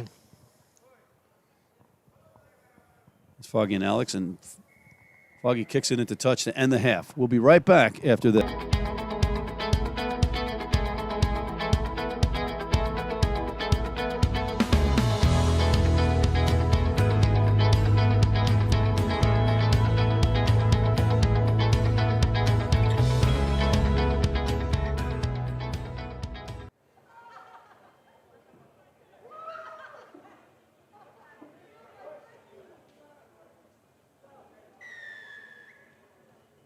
Welcome back to Karani James Stadium. 2 games to go. Grenada Rugby World Sevens 2024. The Spice Isle. It's been amazing, and these last 2 games will be such butcher sevens. Take that first kickoff from Atlantis in the orange jerseys, in the white jerseys, soon-to-be mud-covered jerseys. Nico Matuwalu makes a run for it. Right now in this division, with 1 game to go, Atlantis at 6 points, Butchers at 3 points, Fine Rugby now 3 points, Caribbean King 0 points. So these games all have implications. A long pass goes out there to Butchers. They cut back in, do Butcher sevens through Jack Robbins. But stepping into touch they are. Pedro Diogo taking charge of this one as the referee. Alex Hedquist on the near side. And Chris, Matt's favorite person, Reed, on the other. Yeah, I got a man crush on Chris Reed. But, John, you know, the lines are a little bit obscured because of the mud, so players have to kind of, in real time, judge where the side referee or the assistant referee is. We've had some unusual rain in Grenada for the last couple of days. Doesn't typically happen this time of year like this, so don't let it stop you from coming down. Well, it didn't interrupt any of our outdoor activities. It lasts like 5 seconds. Yeah, certainly, and it's beautiful. Yeah. Tropical rain, a little knock on there. Atlantis will have the ball. Referee Diogo. It is a scrum advantage. So they have an opportunity here. We'll see if he blows his whistle. Ball just squirts out there. We're going to come back. Attacking opportunity here for Atlantis Sevens. It's kind of like playing with a ball made out of soap at this point. Yeah, it's a little tough. But they've adapted to it. They've been playing in it all okay. day long. So these players are about 6 minutes from a stag. A nice cold stag beer. Nice cold stag. Stag lager. And maybe a Westerhall. Kept extra cold by the Island Ice Company, which makes it extra icy. Big pressure coming on from Butcher Sevens at the scrum. Atlantis coming across. Moala looking around, taking on a couple of players. Slipping through the mud there. He's going to barrel his way just about the 40-meter line. Onto the ground they go. Atlantis, look one way, turn the other. Referee Diogo ducks and gets in down to the ground in the mud. Some of the typical things you'd work on don't always happen. They go wide with this one, a couple of runs to the inside, but saying the ball was thrown forward to a penalty here or placed illegally around the breakdown. Penalty here for Butchers, 0-0. Matualu. Nico Matualu looks around, takes on one, puts in a little beautiful offload there. Off to this left-hand side they come. Sorry, have to shut it down. Good defense from Atlantis. He basically ran backwards, forwards, east and west. Little cut around from Butcher, and Butcher Sevens going to go into the corner. We'll try to get the number for you. First try of this game to Butcher Sevens. Clinton Howells will be excited about that.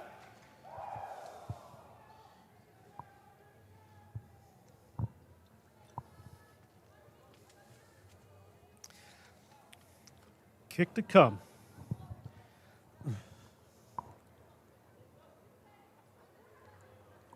Players getting some water there. Then I tell you what, the humidity down there, the heat, they need everything they can get.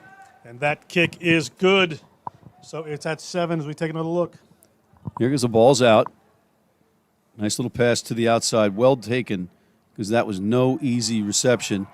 And right in for the try. But the big part of that was actually catching the ball. And we've seen that a lot today, where they're not exactly pinpoint passes, and it's likely because the ball's wet and the different conditions. Nathan Orrell scored that one. Does not go 10 on the kick, so come back for a free kick to Atlantis. Not what you want. Not what you want indeed, John.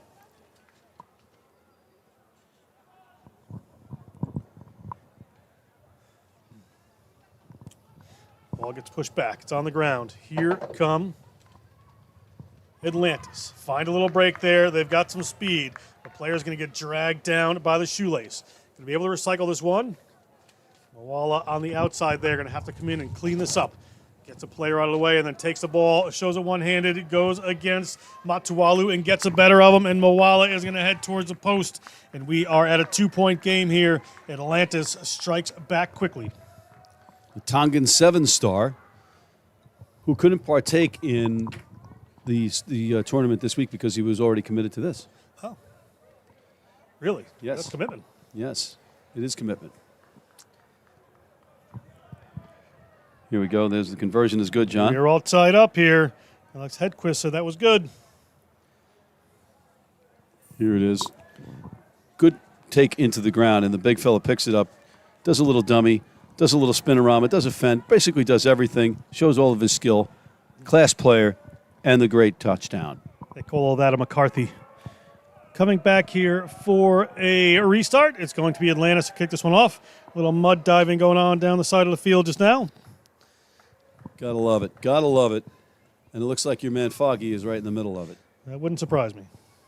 Nice take over the head there from Butcher. Butcher Sevens. Driving forward right at their own 40-meter line that you can't see. Matualu receives the ball. They've got 3 runners out here. Going to try to work it across the field. They're going to cut it back in. Can he break through? Nope, the tackle is there. Penalty.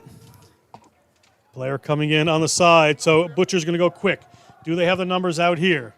Can they find a clean patch of grass? They cut back in. Wonderful work there. Butcher Sevens headed for a try. Butcher Sevens has a player on him, and the Butcher Sevens player is going to touch down.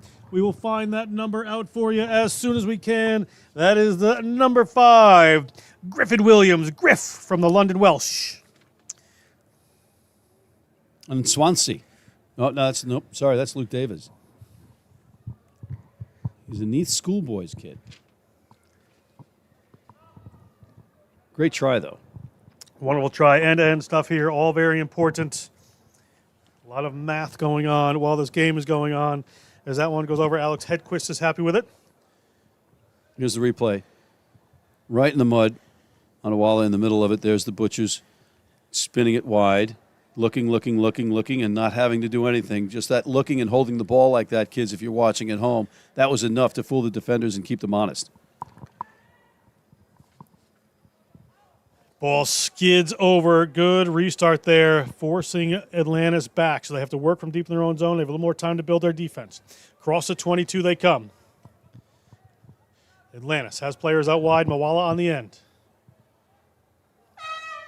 Murph Horn goes for halftime. Matuwalu makes a big hit.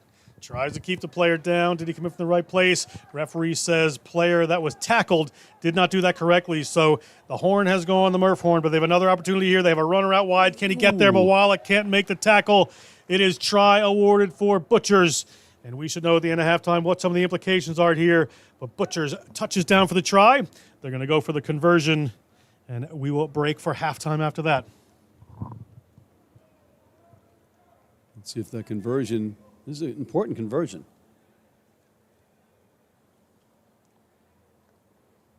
It's an impossible angle, really.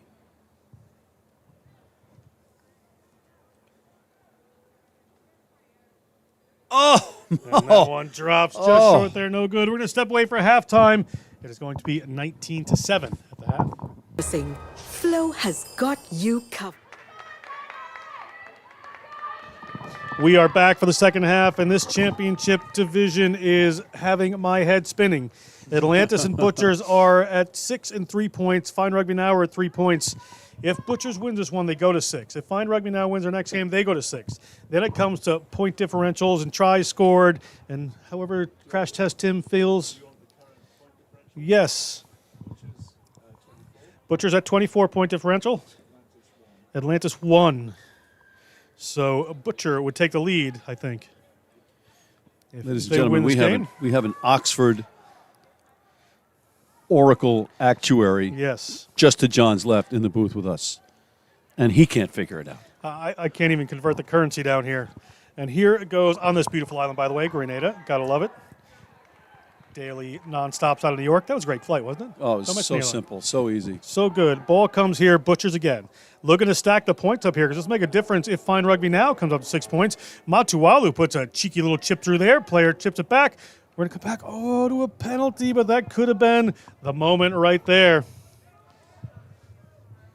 Now, John, speaking of moment, I want to take a moment and thank all the people that have come in and graced our booth with us over this couple of days.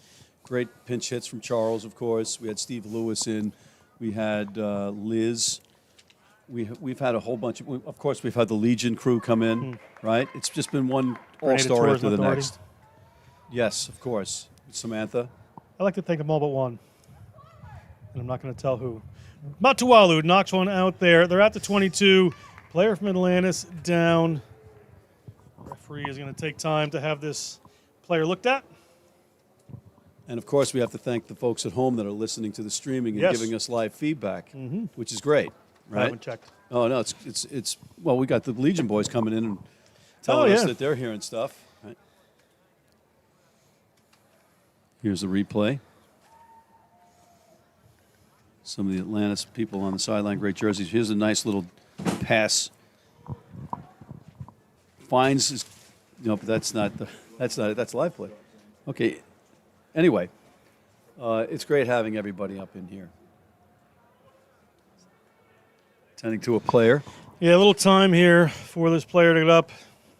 He's doubled over a little bit. Maybe we'll just step aside for a minute. A little bit of a commercial while they get this player tended to off the field.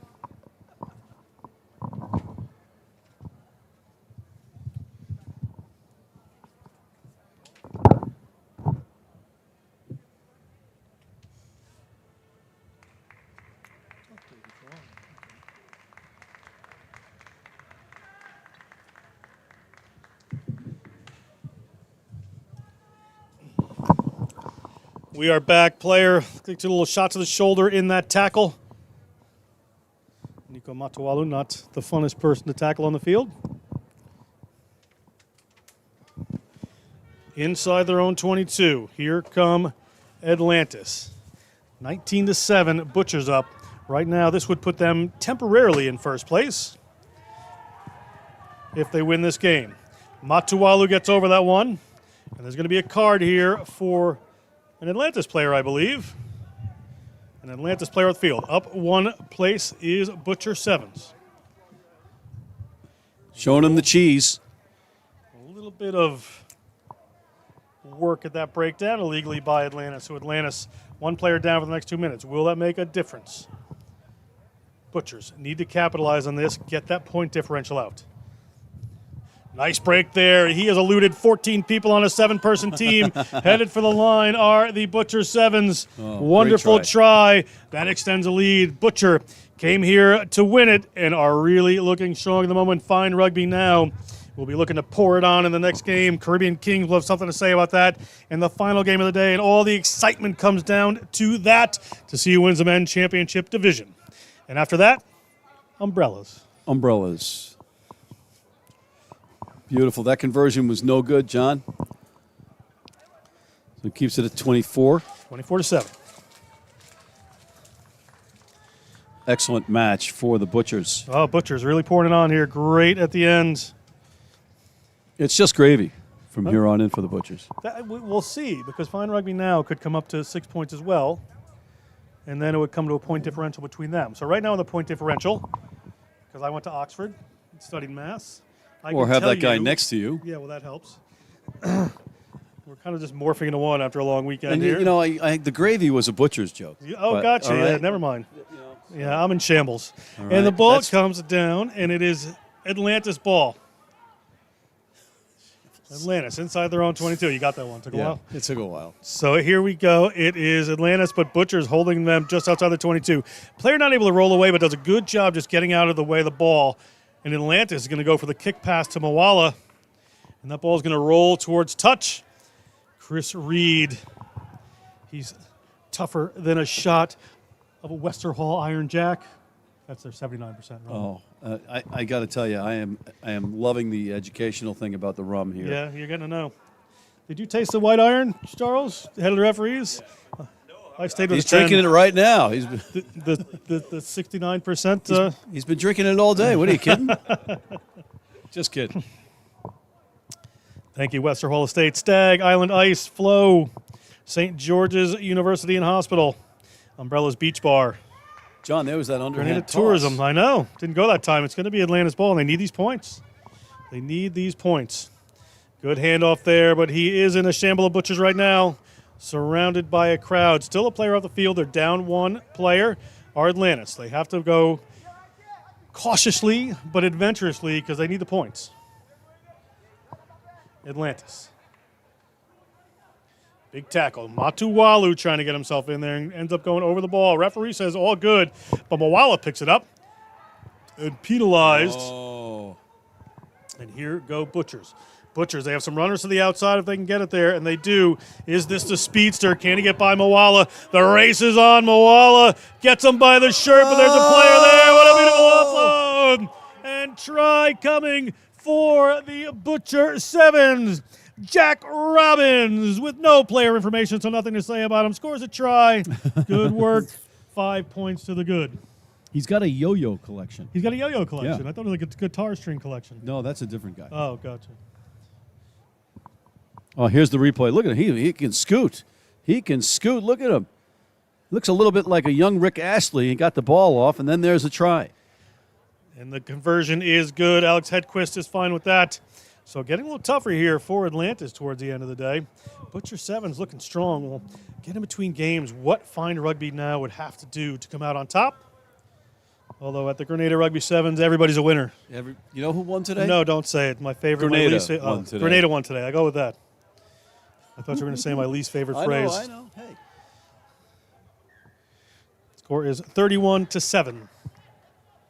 Butchers in a commanding lead. I'm loving this mud. I am absolutely loving it. I love the conditions. I love, Mother Nature, man. Mother Nature. And it hasn't inconvenienced us in the slightest in our off-field activities, which is amazing. You guys, the 6:30 swim, you guys come out, and then it starts raining at 7 for about 5 minutes. It's actually a meeting you keep missing, by the way. I know. Long kick coming. They're going to put a speedster on here. Matuwalu does a pretty good job of getting his frame in front of that runner, so gives a little more time to his team. That ball spilled. Referee said it went back. Here come Butchers. Referee Diogo in very good placement. Tim Crash Test, Tim Kimpton, very, very positive about Diogo's refereeing today. Sampson, not so sure. Matualu gets a ball. Across field they come. Straight up, right through the middle. There's the break they could use, but it spills up into the hands of Atlantis. Atlantis, again, need some points. Ball slips. Have a knock on there.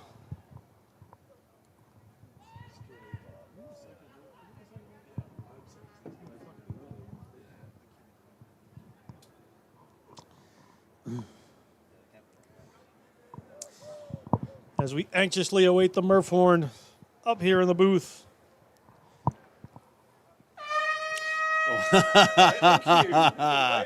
Oh, Doctor, you are good. Oh. I finally figured out how long 7 minutes is. Oh, man. There goes Atlantis. Atlantis, last chance dance. Clairvoyant some broker, points ladies on the and board. gentlemen. Big pressure coming on. They're still at it. Butchers. Oh, that's Was he tackling. ahead of him? That's a good question. Oh, also a guy We without have the a ball just shamble got of Butchers crushed. there playing a bit of soccer, which will be played later in the stadium. Should be lovely. And a late try here coming from Butcher Sevens, despite the best attention of Atlantis. And it looks like Butcher Sevens is going to end this one with a flourish. Butcher Sevens currently in the lead. But Fine Rugby now can change their fortunes for who is number one. ML Walton, the coach, will want to know those numbers absolutely. And they'll be ready to play after this one. Ralph Miller with that try. Exceptional try. There was a little behind-the-scenes activity going on. Was there? Yeah. It was a little bit of a... Well, we don't need to discuss it. It's all good. That kick is good, so it puts them to 38-7.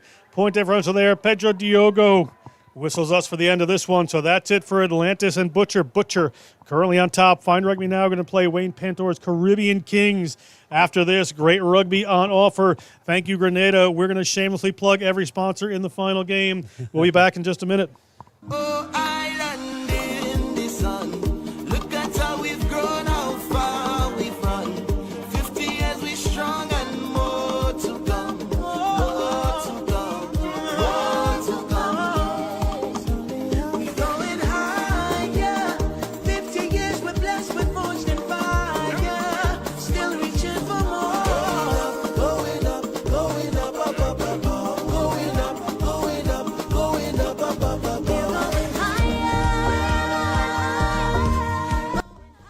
Enterprise Car Rental, the official car rental agency of the Grenada Rugby World Sevens.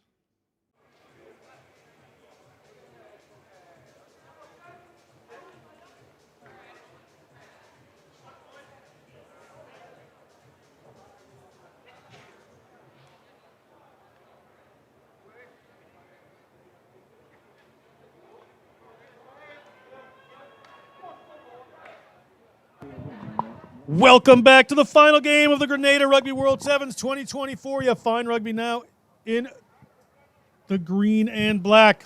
Getting kicked off to by Caribbean Kings. For this final matchup, right now as it stands, Atlantis is in second place. Butcher Sevens is in first place. In third is Fine Rugby now. They need to score a lot of points here if they want to move up the rankings. They can still do it, but it would take a Herculean effort. And it starts right there with Melvin Alexis. But he gets caught only to bounce off the player. And Melvin Alexis, St. Lucian Canadian player. Interesting mix. The one that enjoys judo and philosophy. And ice hockey. And he touches down for a try for the Fine Rugby Now team. That was, there's a statement. I mean, they have to score a bunch of points. They scored 50s. Yeah, and if they do that, Yeah. they're going to... They look like they're up to the challenge here. They might score 140 points if they keep this pace up.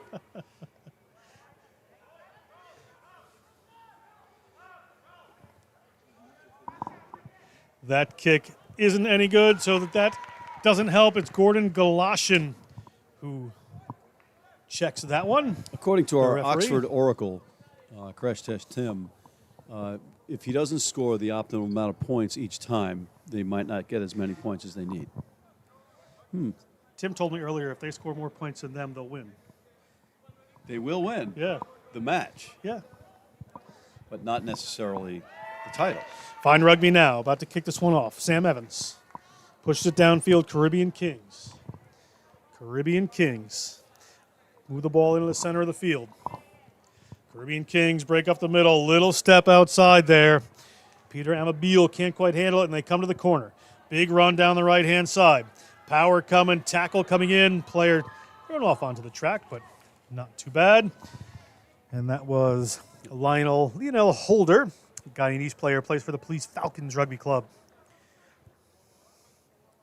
Says he has a squeaky voice when he shouts. What's that? Oh, Lord. Yep. Ball coming in here from Lefebvre. Lefebvre has been dynamite. Under the Grenadan sun. Under the Grenadan sun. Referee, the Scottish Nail, Gordon Galoshin.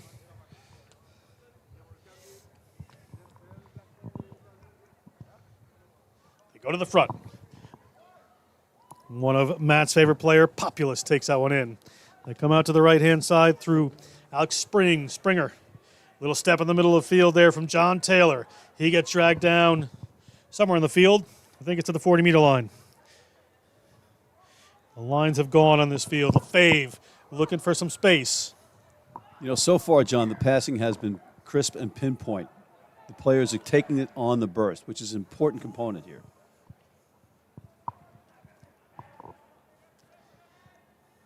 Fine rugby now. Looking to pour these points on. Got in the try zone right away. That pass from Lefebvre went back. I didn't think it went off the Caribbean player, but he's going to get a yellow card anyway. I didn't see that. But the Scottish Nail seems certain. The Scottish Nail is certain, and he's correct because he is the referee, and is also his cousin plays for the New York Giants, so he can't be all bad. I know I'm speaking to a New England Patriots fan next to me, but Giants are having a great season. People, Google Eli Manning. He beat the Patriots twice in the Super Bowl. John just left. Yeah. Google New York Giants winning record 2000 to 2024. Listen, I'm not going to say that it dents the Patriots' success story, but for me, I don't care if they ever win another game. Okay, we're going to get out of our little New York, New England argument here from America. We're going to get back to the game as the man right there comes across. Evans puts a ball out wide to Alexis. He scored the first try in roughly 1.4 seconds, but now they've had to work a little harder. Caribbean Kings holding them back. If they don't score 50-plus points, this tournament is butchers. And we'll see how they would do to come in second. Nice break through the middle for Fine Rugby now. Staggy on, but Evans lets it slip. Ball goes forward. Gordon Galoshin there. Players coming in, just setting the ruck down. Looking for the ball. It's just a scrum. Well, Dakota Worth came in there with a clear out. Yeah. And I would not want to be on the opposite end of that. No, certainly wouldn't. Conversation with the nail. You're more of an Umbrella's dance floor guy. Yeah, I'm more of an Olay guy, or act like a slipped guy. Matty don't do rucks. Ball to come in here from Caribbean Kings. They're at their own 5-meter line. They have a lot of work to do. They have a player in the bin. And they get the ball out to a lone speedster. He's going to chip this one into the mud. They're not going for the distance there. Let's see what they can do.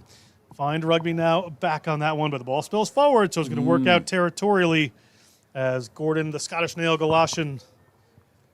You use what you got. You know, you use what you got. That's exactly what that player did. That's smart. You know, put it right in the middle of the mud, put him under duress, see what he does, coughs it up, and you have the ball back.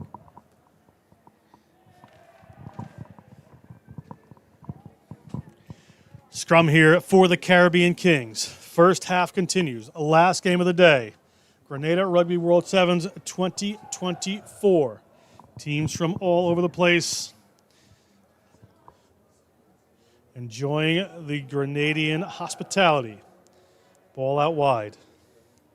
Wraparound doesn't work there. Did it get spilled forward? Referee Galoshin happy with it.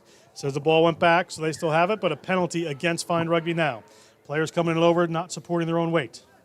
Is the referee wearing his galoshes? I think he's wearing his galoshes because it's wet and muddy. I was waiting for you to go with that. Yeah. His family invented them, so it's named after them. I don't doubt it. Somebody had to invent it. Right? And why was it called that? Yeah, it's got to be somebody's last name. Yeah. Bob Galashan. The Earl of Galoshes. It goes around the corner, and the tackle is made there by Ami Abil. So Caribbean Kings trying to make this work. Staggy, Timeless, in the ruck. All right, John, who again needs to score all the points? Fine Rugby now in the green and black. Needs to score Same a ton of colors points. as our sponsor, Stag. Right. Not on purpose. Great No. color scheme. Lovely jerseys. Fine Rugby now. That's what we call subliminal Just everything advertising. reminds me of a Stag. And why wouldn't it? It should. Under the Grenadan sun. The First Island half. Ice Company keeping that icy cold for us.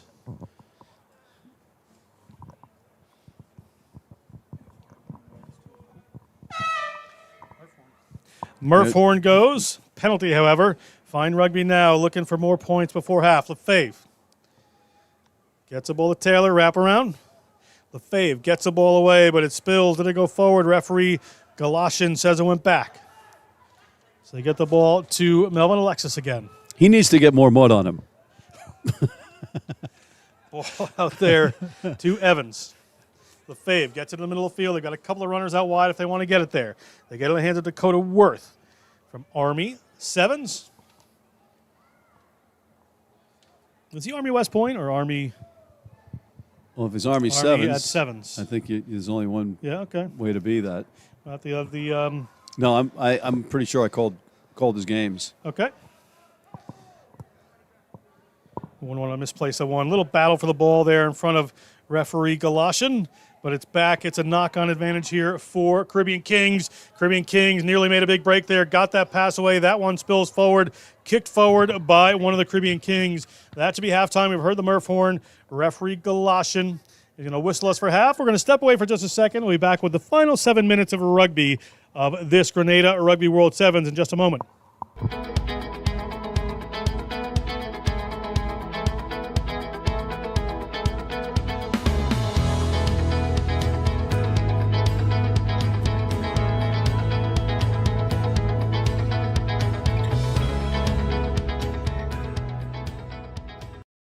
We may not be able to help you bake the perfect ham, but we can help you with the groceries to try again. Get free groceries from Flow when you sign up for a postpaid mobile bundle or high-speed broadband. Plus, get a chance to win the grand prize of $10,000. Sign up in-store or online at discoverflow.co today. Terms and conditions apply. However you're Christmasing, Flow's got you covered.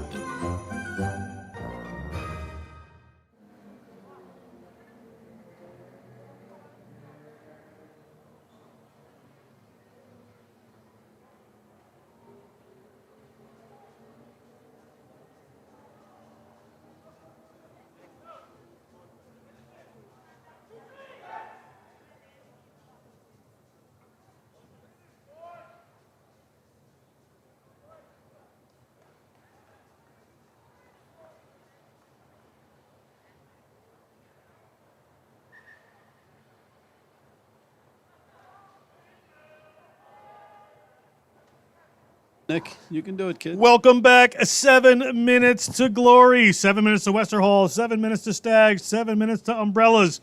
Well, probably a little longer for that because that's tonight's after party at Umbrellas Beach Bar. Grenada Rugby World Sevens. Find Rugby now kicking this one off. They need to score 45 points to no points in this half to advance to the championship. So a bit of a tough road there as the ball comes down to the Caribbean Kings. As it stands, it's going to be Butcher Sevens in first. In second is going to be Atlanta Sevens. And then it will be Find Rugby now. Would like to have some say is the wonderful Wayne Pantour's team. The Caribbean Kings. They look one way, they go back the other. Talented players, look at that show right there. Up the side they come, looking for some support. Doesn't quite find it. That is Tyrese Prescott, Mr. Guyana. Has played for Old Blue. And a little chip forward there. A good work. Oh, that was a tackle without the ball. We're going to have a player leaving the field. Referee Galashan, the Scottish Nail, is going to talk to a player from Find Rugby now. And a yellow card. The most well-deserved one I've seen of the weekend. And side note about Galashan is he has dry feet. Little conference, John. Yeah, with John. That's Officer John Smith, assistant referee. Is a penalty try is the question, or is it more than just a yellow card? A think they were discussing which Wester Hall they want to drink Yeah. tonight, really. I think that's what they were talking about. It's going to be a penalty try and a yellow card, so 7 points to the Caribbean Kings. So they're leading Fine Rugby now and would probably need an awful lot to get to third place.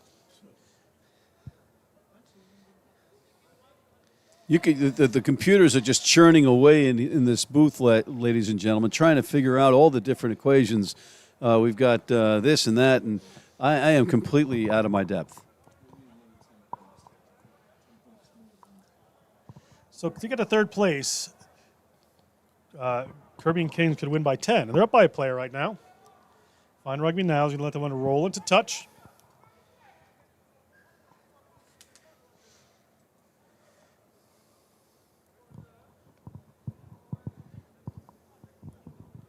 You know what? They ought to maybe introduce a 50-pointer kind of thing. You know, you kick from one opposite end of the pitch or something. Yeah. You know, You throw the gold ball on the field. yeah. You got to bounce it off the pink wall back into play. Have to score with a stone ball. Ball comes across for Fine Rugby now. Looking for the corner, looking for 45 points. Getting tackled right around their 40-meter line. Caribbean Kings have a scrum advantage here. And they have runners out wide, a number of them. Can they get the ball wide? Staglon puts in the left boot. They work their way down there. The timeless, ageless, and very cool Staglon player for Fine Rugby now, inside their own try zone. Long way to go here. The Caribbean Kings are closing down on them. A shamble of Kings. A shamble of Kings. But it gets knocked on there. It's going to be a scrum for the Caribbean Kings. Good news for them. 7-5, up 2 points. Wayne Pantor down in front of us with Jerome Puntip. And Pantor has been so calm this entire time. He's just one of those coaches. You never see him get, all animated. So it's wonderful. Yeah, had the pleasure of shaking his hand. What a nice man.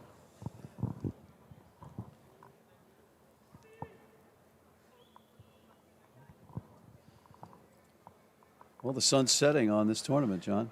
Not quite setting yet. There's a beautiful rainbow up above there. Who's your female player of the tournament, and who's your male player of the I tournament? have to really think about that. I mean, we're going to have to take somebody from Butcher, 7. So, Nico Matawalu has been so important. We've had some other good players there. Thought he was going around the corner. It gets dragged into touch. I'm going to have to remember who won the women's tournament. Well, the rugby wrap-up player of the tournament, from the fun standpoint, has got to be Foggy. Oh, Foggy, far Right. and away. Find Rugby now. Oh, Yep. There's a shot of the beautiful rainbow over the mountains there. Come on. Matt and I are sharing a Caribbean moment. A Oh, Grenadian boy. moment. We're now engaged. Yeah. Ball coming in here from Fine Rugby now. Inside their own 22, they bat the ball down.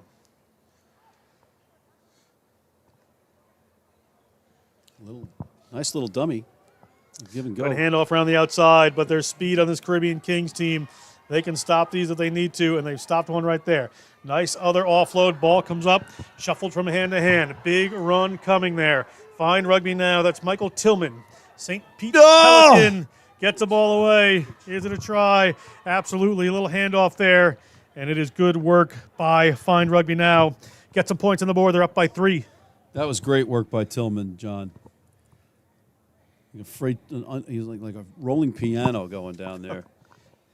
Out of control, but he was in control at the same time, just enough to get that pass off. Players tried to stop him. Not happening.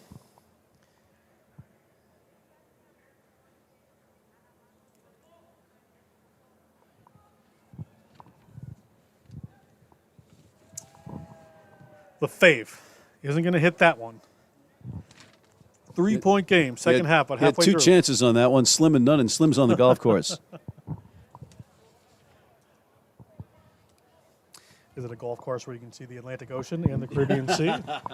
Hopefully. And again, runner-up on the rugby wrap-up player of the on the men's side is Melvin Alexis, because he was the muddiest guy here. All right. Kick to come here from Fine Rugby now. They're up by 3 points. Not going to take the championship. Going to push that one down. But I love the fact that every single player out there is playing like Oh, absolutely. This is an Olympic match, right? You got to love that. The competition straight through the tournament. And that's why they're all here.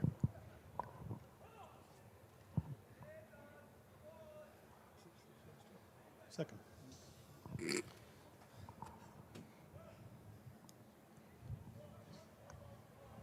Ball coming. Penalty against Fine Rugby now. Player digging their hands in the ruck. The Scottish Nail sees that, so Caribbean Kings have the ball.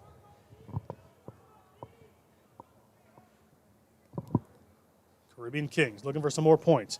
Go off to the right-hand side. Looking for the space breakthrough there. Nice work by the Caribbean Kings. Get that one up and over. They've got a lot of numbers out to this side if they can go.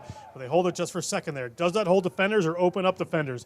Breaking up to the right-hand side or left-hand side, excuse me. Here we go. A little show, a little shimmy. Looking for the corner. He has the speed. Can he get away from the tackle? He can. He's got Lefebvre chasing him, but he is in the corner, and the dog gets out of the way as it is try awarded to Lionel Holder. They call him Josh. He's Guyanese, played for the Guyana national team, also won the Harvard Sevens.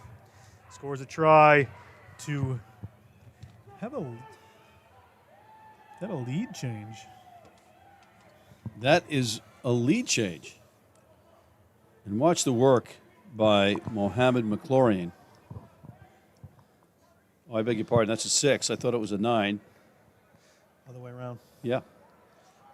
In certain circles, it is a 9, but no. Lionel Holder, tremendous effort for that try. Kick to come from a player with a very muddy jersey, so can't quite see the number. That one goes up. There's Grenadian doggy running around. And there's the good luck. horn goes. They whistle for the end of that one. Caribbean Kings have won their final one. Heartbreak for Fine Rugby now. And that is it. Your women's champion of this tournament is Fine Rugby now. Your men's champion is Butcher Sevens. It's been a wonderful Grenada Sevens. I'm going to take a moment to thank an awful lot of people. First, all the teams and the competitors that came here and gave it their all this weekend. Staff, crew, everything they brought with them. Thank you so much for coming to the Grenada Sevens. I don't think any of them regret coming to this beautiful island. Second, we're going to thank the Guyana Tourism Authority and all of our sponsors. We've talked about them through the Grenada. Oh, my God, I said Guyana. Grenada Tourism Authority. Sorry, I've been talking too long all weekend. Last time I talked about. One again, John. So, yeah, take two. So the Grenada Tourism Authority, we had Samantha up here. Such a wonderful advocate for this island, as am I, as is Matt now. And apologies, just the last country I looked at. But Grenada Tourism Authority, follow them, Pure Grenada. I tag them all the time in my social media stuff. Love it being here. We have our referees, a lot of them, with the referee manager, Charles Sampson, taking control of that. All the people that make this happen. Chapo, we have Tim, Crash Test Tim, right next to us. Of course, Brian Stahlmeyer, the man. Fellows like Brett, Ian Jeffries. I can't believe I'm going to say it, but Hugh Banfield. A number of other folks. Names are always going to slip my mind, but we can't forget Dip Singh. Dip Singh, an incredible addition to this whole group, just does so much. Tim, anybody I'm not thinking of before I thank a few more people? Oh, hundreds and hundreds. Hundreds and hundreds of people that kind of make this happen. I'm looking for them down there, but I don't quite see them.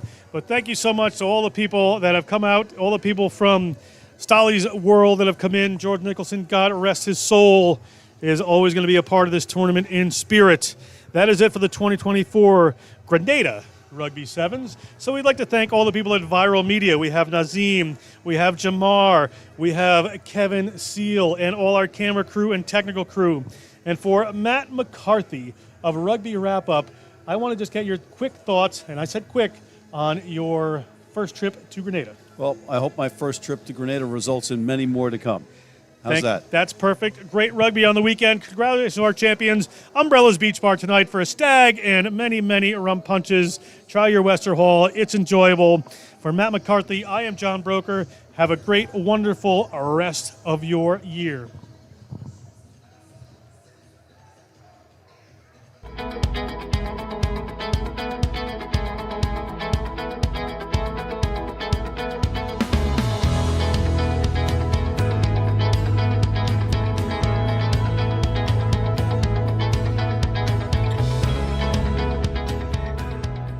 We may not be able to help you bake the perfect ham, but we can help you with the groceries to try again.